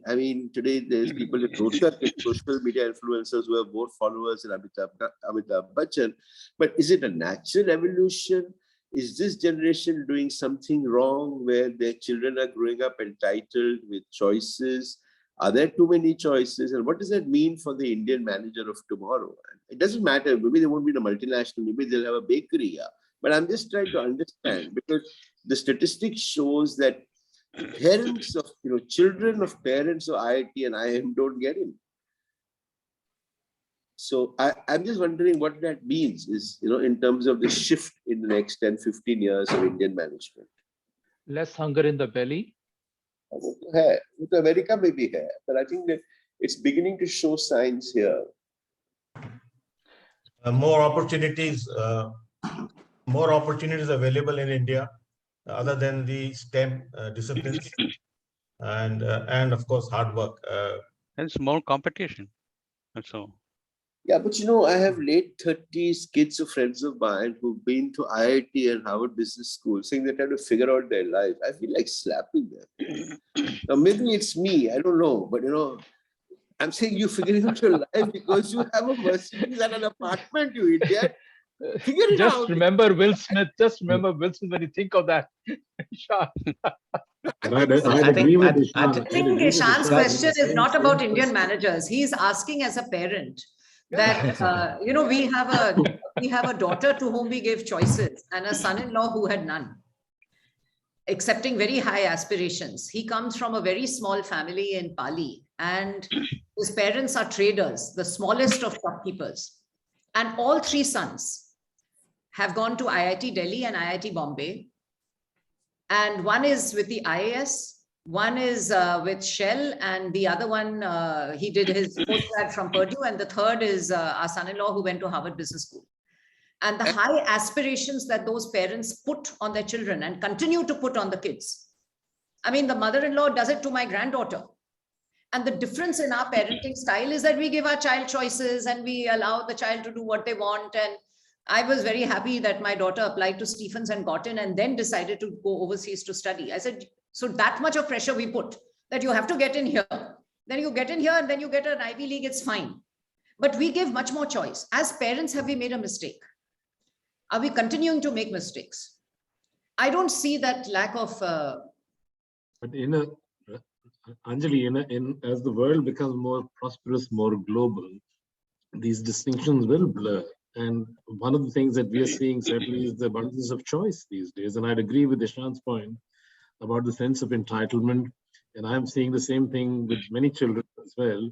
They're so insecure even in the mid-30s and late 30s. They're still insecure. They want to come back to mommy and daddy and ask this.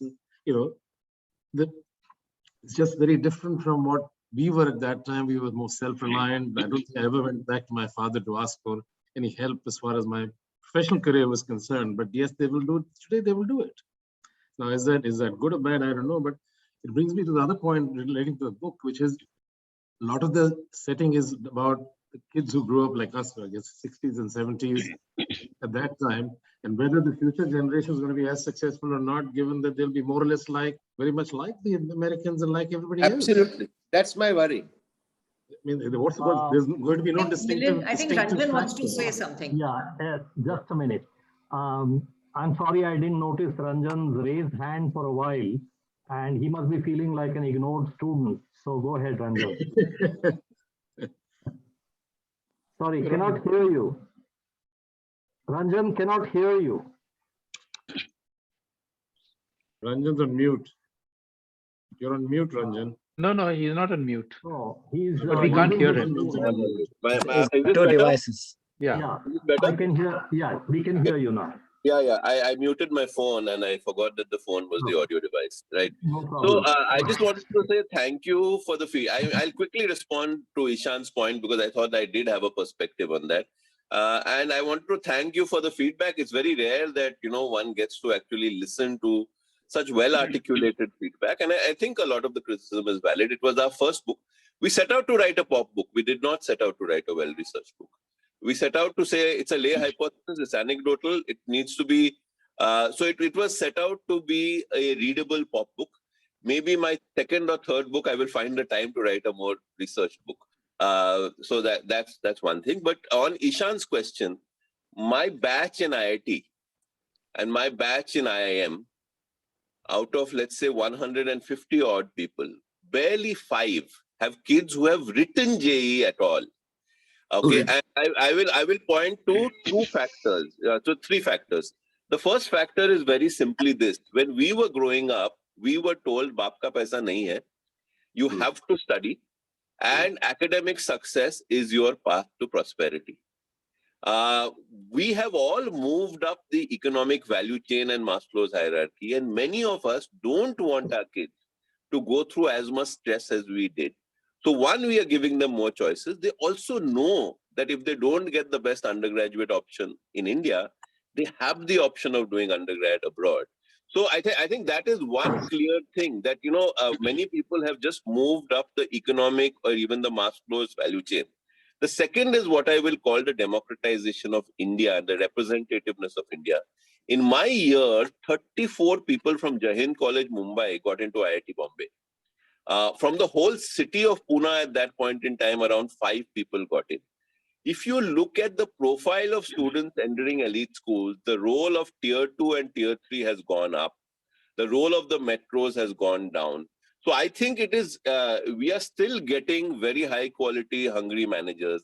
They're just not coming from people like us. The whole strata has moved up. So I think that would be my analysis. I don't think it's a bad thing. There is something that is happening, which is a terrible thing, which is that there is venture capital today being given to people to apply, take CAT. CAT organizations and JEE preparation has become a 4-year business. And I think that is a terrible thing because, the idea that somebody could like science and math, study in the 12th standard and make it to engineering is no longer a possibility. you know, or it's a very, very remote possibility. So I think in that we have kind of made it over competitive. And I think it is true that probably many of us, including me and the people on this group, look at this and say, you know, I'm not sure if my son or daughter needs to go through all this. So I think that's kind of happening. But equally, anecdotally, you know, the hunger point, we have a close friend in Pathankot who was helping us when we were building our home in the mountains. I asked his son how he got into IIT Delhi. He said, Papa told me if you get IIT, you can go. Otherwise, you work in my factory in the evening and you go 2 hours to Jalandhar to that, what's it called, NIT or something in Jalandhar. He said, I'm not financing your, you know, I'm not sending you out of this bloody place. IIT Delhi will hota hai to theek hai, main paise dunga, nahi to factory pe lag jaya. He said, I was so scared that my factory pe lag jaunga that I hadn't gone to IIT Delhi. So I thought that parenting was smarter than my friend's parenting. Who says, don't worry, baby, you know, they go brown bhej denge. I don't know. I'm just going through my mind. I think it cuts both ways. There's no simple answer to this question. But I think overall, the fact that more people from smaller towns are getting in and the profile is changing is a very good thing. It means privilege is reducing. At some level, privilege is reducing. So I just like to say thank you. I'll drop out. I think it was fun to listen. And thank you, Milind, for inviting me. Hopefully, I can get something done in my batch group too. Thank you. Thank you so much, Ranjan. Hi. Take care. Thank you, Ranjan. If Gopal is there, some words of wisdom, Gopal. I think he's dropped out. I'm not seeing him. Gopal had to leave, I guess. So we'll connect with both of them for any additional reactions they have, and I'll pass them on to you. Okay? Yeah, we would love to get their reactions to some of our suggestions or criticisms. That would be nice. But what a fantastic session! What a fantastic session! I didn't actually think that the book was going to be so interesting, and I must admit, unlike Ishan, who sort of read it. I procrastinated, read it only yesterday, but it was a fabulous book. So thank you. Who chose it? This was one of the 3 books from Suresh Divakar's recommendations. And who chose it? We all chose it. Yeah. Highly democratic process. Yes. No, I think it makes us reflect on our own lives. And I think that's interesting. And then therefore the lives of generation, the children. I think I'd just like to make, can I just make one provocative comment and then step out before I get brickbats thrown at me? Actually, two provocative comments. The one is that I think in India, we have an overweening fascination or adoration for IIT, IIM and all that sort of stuff. And that tends to overwhelm, Are you surprised that we have that adulation? We are all a little bit. It's still there. I think what has happened is it was there when we came in difference. The difference being that it just gets a little too much. You know, you open up Times of India and you have all the 50 people in JE, 20 people in CAT and all that sort of nonsense. And the reality, with all due respect, I suspect is it's not so much where you come from and what stamps you do, is what you do with the stamps afterwards that also makes a big difference. So that's one part. And the second part is I really like what Deng Xiaoping basically said about when he's asked to this dichotomy between capitalism and communism. And he said that basically whether a cat is white or a cat is black, who cares as long as it catches mice. So at the end of the day, if you're getting, especially nowadays, I'm really glad to hear it's tier 2, tier 3 coming through. Because in a way, when I see somebody like Iranki, for example, when he told me that he came from Andhra and never studied English until he began studying for the the JE exams and did very well at IIT Madras. To me, that represents a more fabulous kind of intellect. And he's not here, so I can talk freely. But because it's not so much of what you do, but what you hurdles you conquer to achieve what you do, that seems to be significant in my opinion. So I just thought that we should keep that in mind and not go overboard also on this IIT IIM male. It's exactly as he started off the whole session. It's the Brahmins of the world do not necessarily control the world. So one thing that I thought we didn't sort of touch on was how good are the Indian managers in cultivating strong relationships across. And I find sometimes, at least in the Australian society, I find the locals are better at that. they are stronger. They've got their networks from, who they went to school with, who they went to university with, who their parents socialized with. A lot of senior management or leadership positions in the Australian setup reflect those relationships. It's changing. For example, the CEO of Macquarie Bank, the largest investment bank here, is a Sri Lankan woman. But by and large, financial institutions, other, top companies in Australia are managed and run by locals or, American managers. Sangeeta, I agree with you fully. And that was my contention with the book, that there are many countries, right, which have good family values, which have good relationships, which deal with ambiguity, have a lot of hurdles, right? A lot of them is not just India, right? But so there's no cause and effect really is not established in the book. Yeah, So, like you said, and there are many. Arvind and Sangeeta, I'll add to your point. I think one point that was missing in the book was the networking. And what has happened is that as the number of Indian managers overseas has increased, the networking effect has increased. Yes. And I say this from the perspective of a woman. As the first Indian woman at Grindlays, and then the first Indian VP at Citibank, there were no other women. And I had to have networks outside the company. Because if I had any networks inside the company, there were always allegations that I was somebody's, trophy in the office. So you had to build those networks outside. Today, there are so many Indian women managers. Right. And just like women are being able to succeed because you have a network of women. Leena Nair, for example, who's made it to Chanel. I mean, the amount of help we all gave her.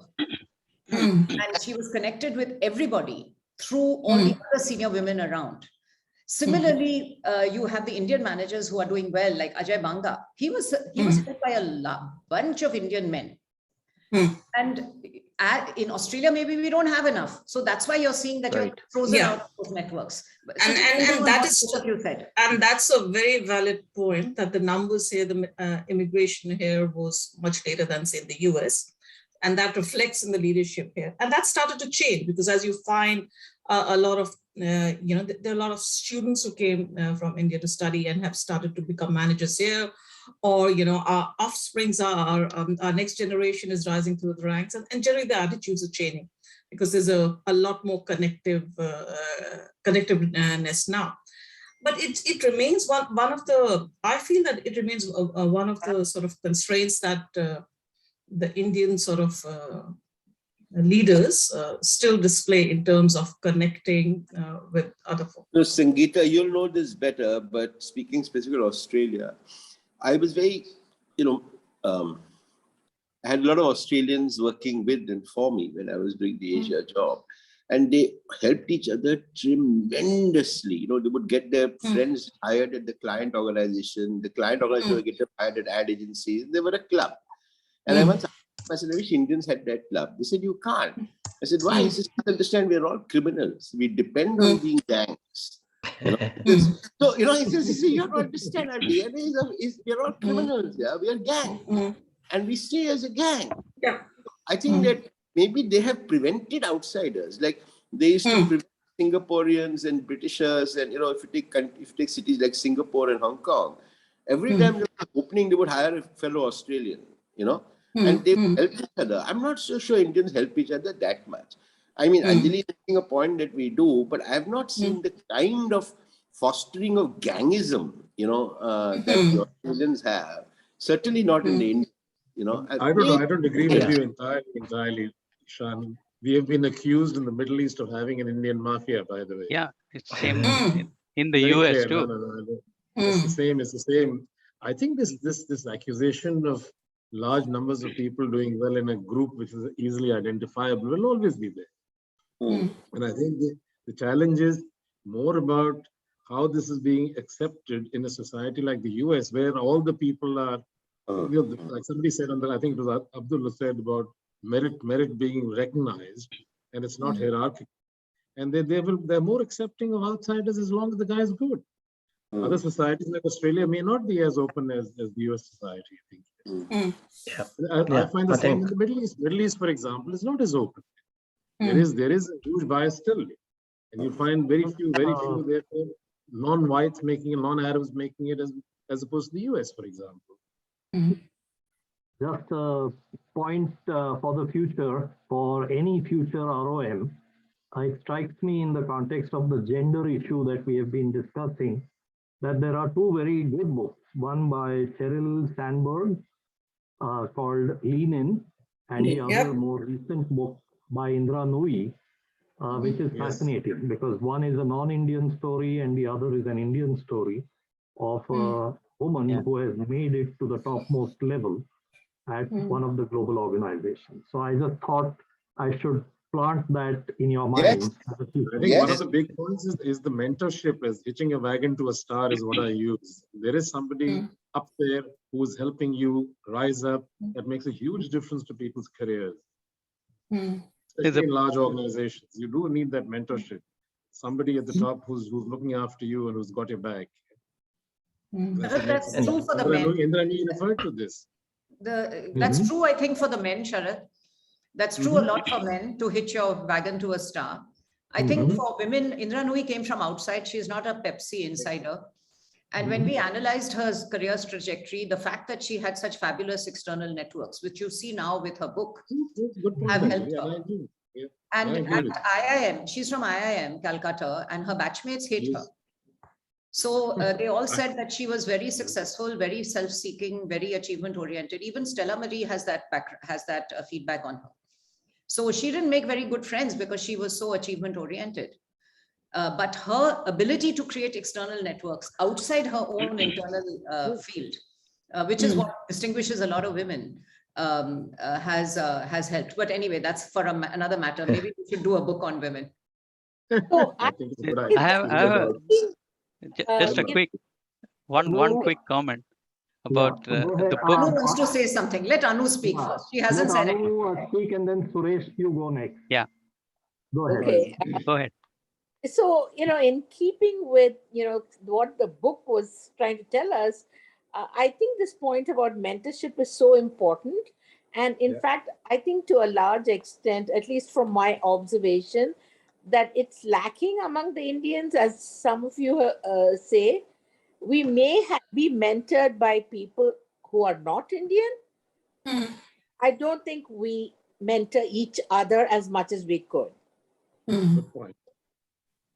Good point. Yeah. Yeah.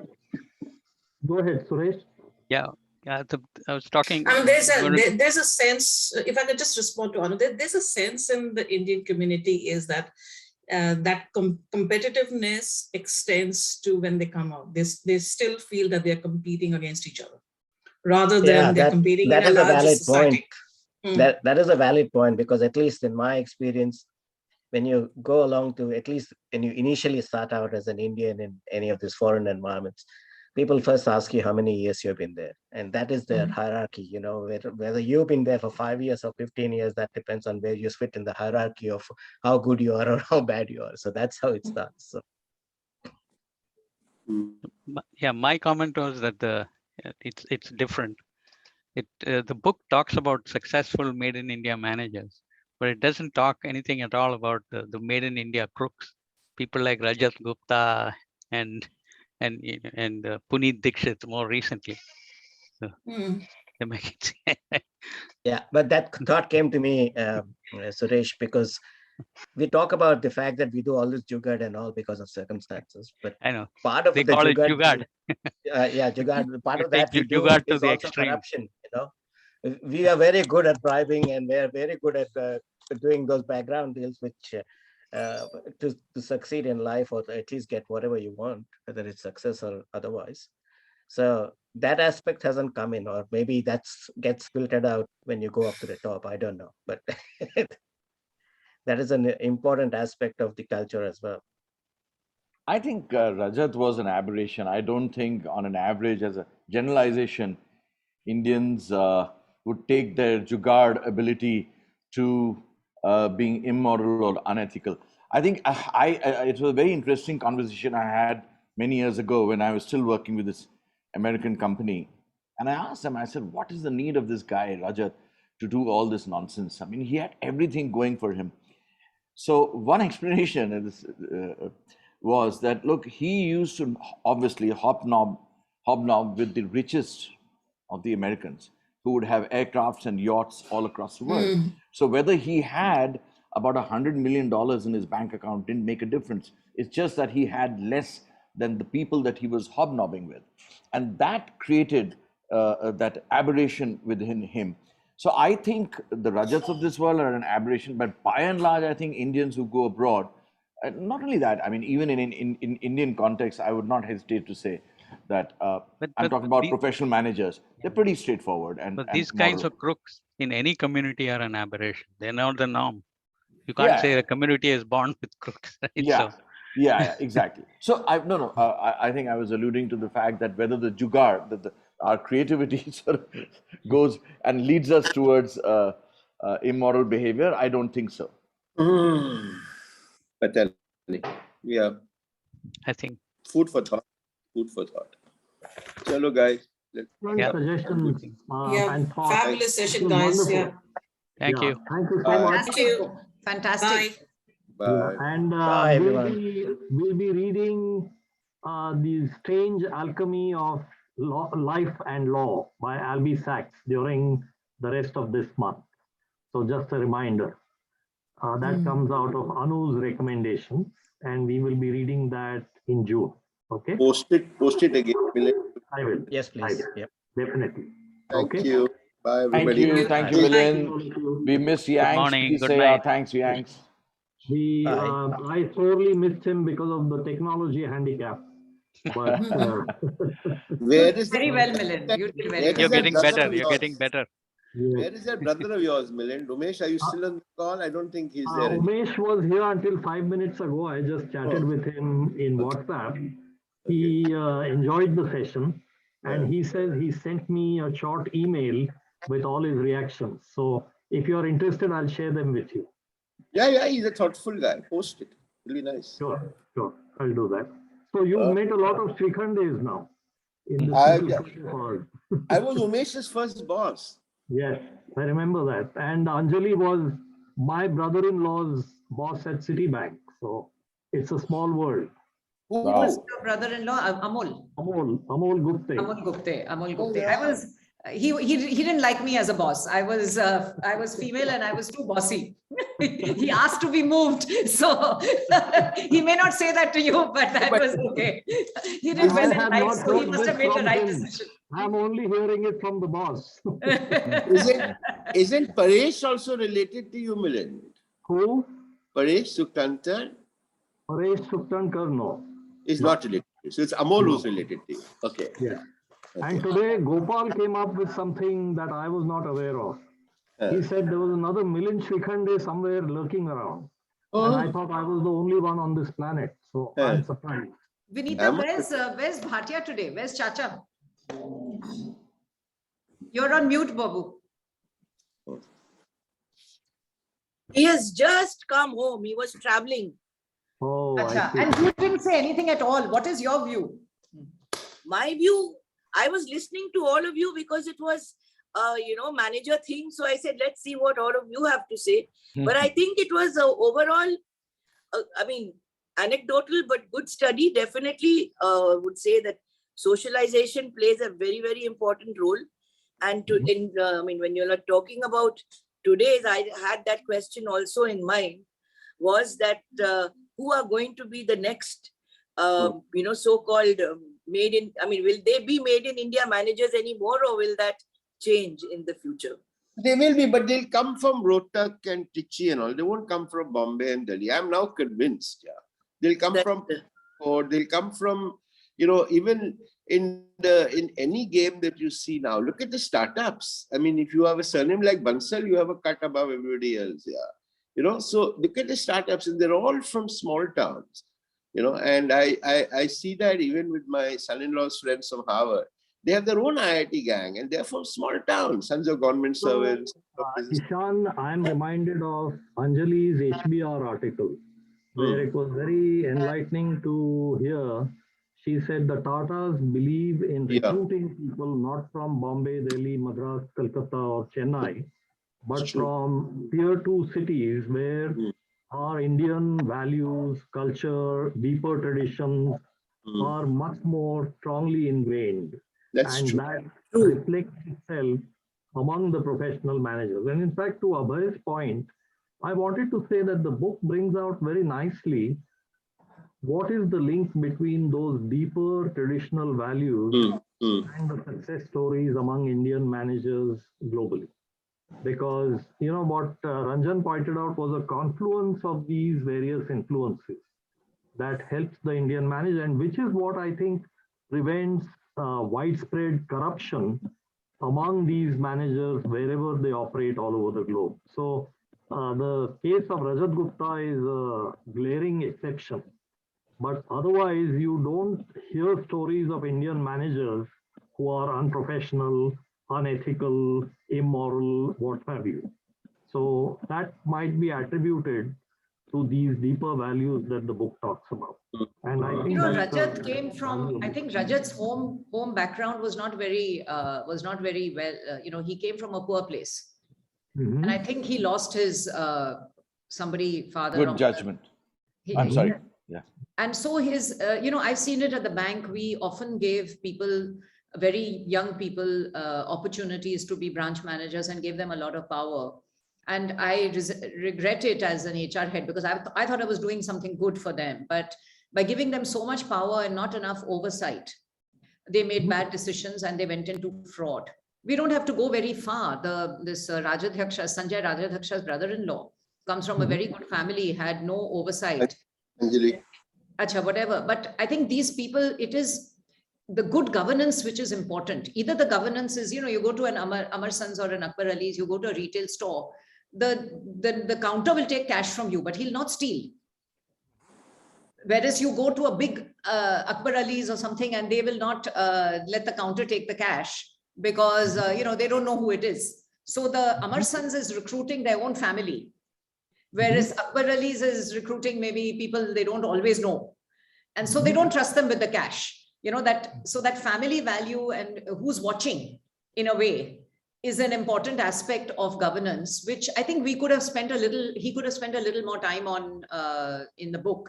But going forward, that managers of the future, Tanku, what do you think about the managers of the future? Like the old managers, the managers of the past are the ones who have succeeded, but what will be the qualities of the managers of the future? I don't know. Any thoughts? I mean, that's a great point. Actually, I wish there was more discussion on that. And I think the managers of the future are going to be completely different from what all of us have experienced and seen. It's a different world out there. It's just incredible. I'm having the good fortune of working with young founders of a couple of startups, and they're just amazing. I mean, I look at my daughter. It's just they live in a different world. We talked about our children not going into IITs. My daughter, with a vengeance, she said, "I'm not going into IIT and I'm not going into IIM."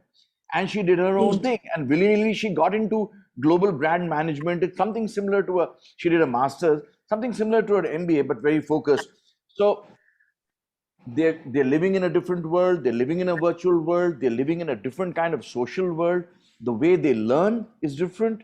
The way they interact is going to be different. So therefore, I don't have all the answers, but the managers of the future are going to be totally different. And therefore, I do not agree with the point that there is an entitlement syndrome and, why are these guys sort of becoming so sort of different, trying to be just different from us? Look, it's their world. That's what gives them joy. And they've seen their fathers. My daughter's seen me slog and work 11 to 12 hours, in a day. And she said, I don't want that. I want to be happy and I want to contribute. So by being happy, that does not in their mind conflict with doing well and contributing to the world. They are achievers. Trust me, all our children will be achievers, but they will achieve things in a different way. So I think short answer, manager of the future, completely different from what we are. It'll be different, different. What about the family background? Family background will Or play rather less. social background. Let me, Yeah. instead of family background, I mean, it's preferable to say social background. Yeah. So there's a lot of difference. So the social background is extremely important.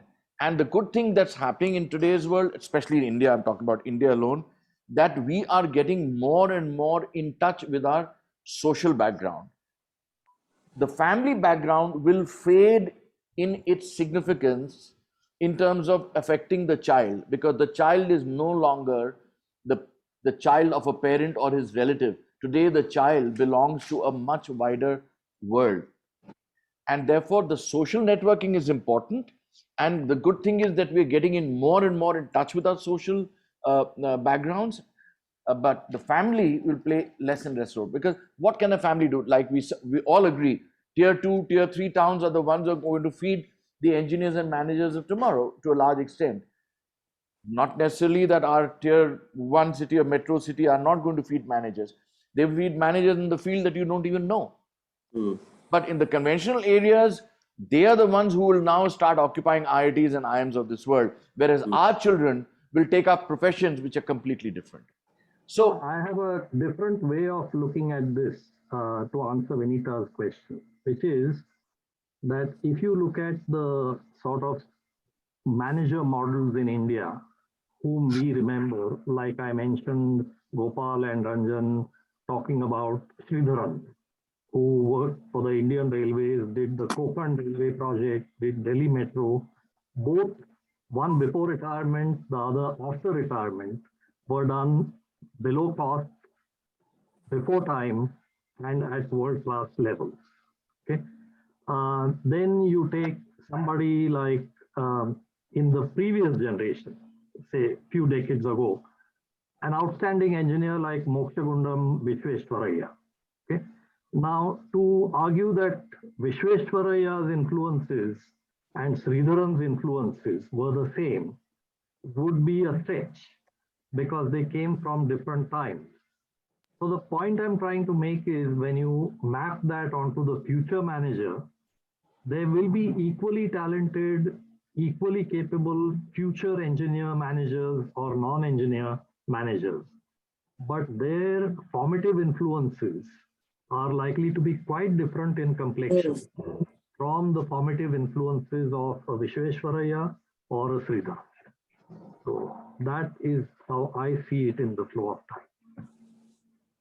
I was actually also referring to, the whole caste factor, which is now playing an important role, which you cannot overlook anymore. Yeah, well, in 2 months, Vinita, thanks to you, we will be deliberating that in a big way, because you have brought up Dalit literature, which I'm fascinated by, because Daya Pawar's book made big waves in Maharashtra in 1978. Then I did not know about Karukku by Bama in 1992, but I'm glad you mentioned it. And finally, you have an elevating book like Dr. Zadhav's book, which talks about being an untouchable and yet being able to come up in life thanks to their family. So it's amazing. The caste factor is important, but how we have seen shades of difference is worth looking at. No, because now the caste, they are fighting for their rights, so they are, and also they are getting educated. They're getting the same education that, we've been talking about, the IIM and the IIT. So what happens if, when with different kind of backgrounds, they get into, say, will they get into, say, these? Yeah, and I think, we see a reflection of that in the US in a very big way with the African-American community. They are waking up, they are getting enlightened. You have, right from the president downwards, people who are very cultured, very knowledgeable, very refined. Yes. Nothing is really based on caste. Nothing is really based on the color of your skin. Yes. It's that we all are human, and if we tap our own potential, we can get to wherever we want. So that I think one is getting wherever you want, and the other is to be accepted. Yeah.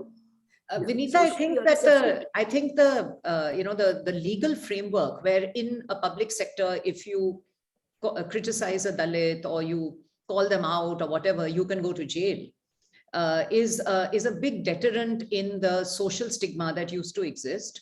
However, the social stigma still exists. I have a friend from IIM Ahmedabad who was treated very badly by her mother-in-law. And when I finally asked her, I said, what's the issue? Why does she say you can't meet your mother? Why does she say you can't live with your sister? Why does she say all this? She finally told me, I'm a scheduled caste. And you know, Vinita, because she was from IIM Ahmedabad, because she was at Citibank, because she was so smart, so beautiful, it never even crossed my mind that the concept of a scheduled caste could come in her marriage area. I did not know that she was a scheduled caste, but she hid it from me for 5-6 years. She never told me. Finally, with a lot of embarrassment, she told me this. So, you know, Vinita, many, many years ago, we talked about this white bias and all that today. And Gaurav Chattopadhyay at the IIM helped me to figure out that I had this white bias inferiority complex, because I grew up in one of those one of those enclaves where there were only whites. My family was only brown. Okay. And at IIM, you know, so many years ago, when he made us write an essay and all, and he figured it for me, and I got over it. Okay. So I think even with the Dalits, we need to help them to get over it. This girl's from Ahmedabad. She's made it through this competitive route. Yes. She got into Citibank, but she's still suffering from her mother-in-law's bias. I'm not skilled enough to get her over it. Yeah. But somebody like Garamgo from Tavistock was able to do it, you know. So we need to, that's why now in my company, I now have these psychotherapists and all I'm bringing in, because I think that not only does the world need to overcome their bias, but you need to have the self-belief also. Both are necessary. Yeah, I think, you know, what Vinita is getting at is, Anjali, that it is stark and it is very real that somebody who went to IIM Ahmedabad should face this music. But at the same time, think about the atrocities being inflicted on the Dalits in the rural areas, in the areas of India that are not in the limelight. Okay? And those kind of inhuman atrocities that the Dalits have been subjected to, not for decades, but for centuries, is really what we need to get rid of. And that's easier said than done. Jadav's book brings that out. Yes, brings absolutely. out both rural as well as the urban. Absolutely. Yeah, I mean, you know, thanks to our book club, we are churning so much of thought that is important for all of us to go through the process of, and that's fascinating. Thank you, Milind. You've been Thank amazing. you. Thank you, Milind. Thanks. Thank you. Thank you. Thank you, Bye. Thanks. Reflections. Thank you. Thanks. Bye, Anjali. Bye, Vinita. Say hi to Chacha. Yes, I will. Take care. Bye, Milind. Thank you so much. Wonderful. Bye.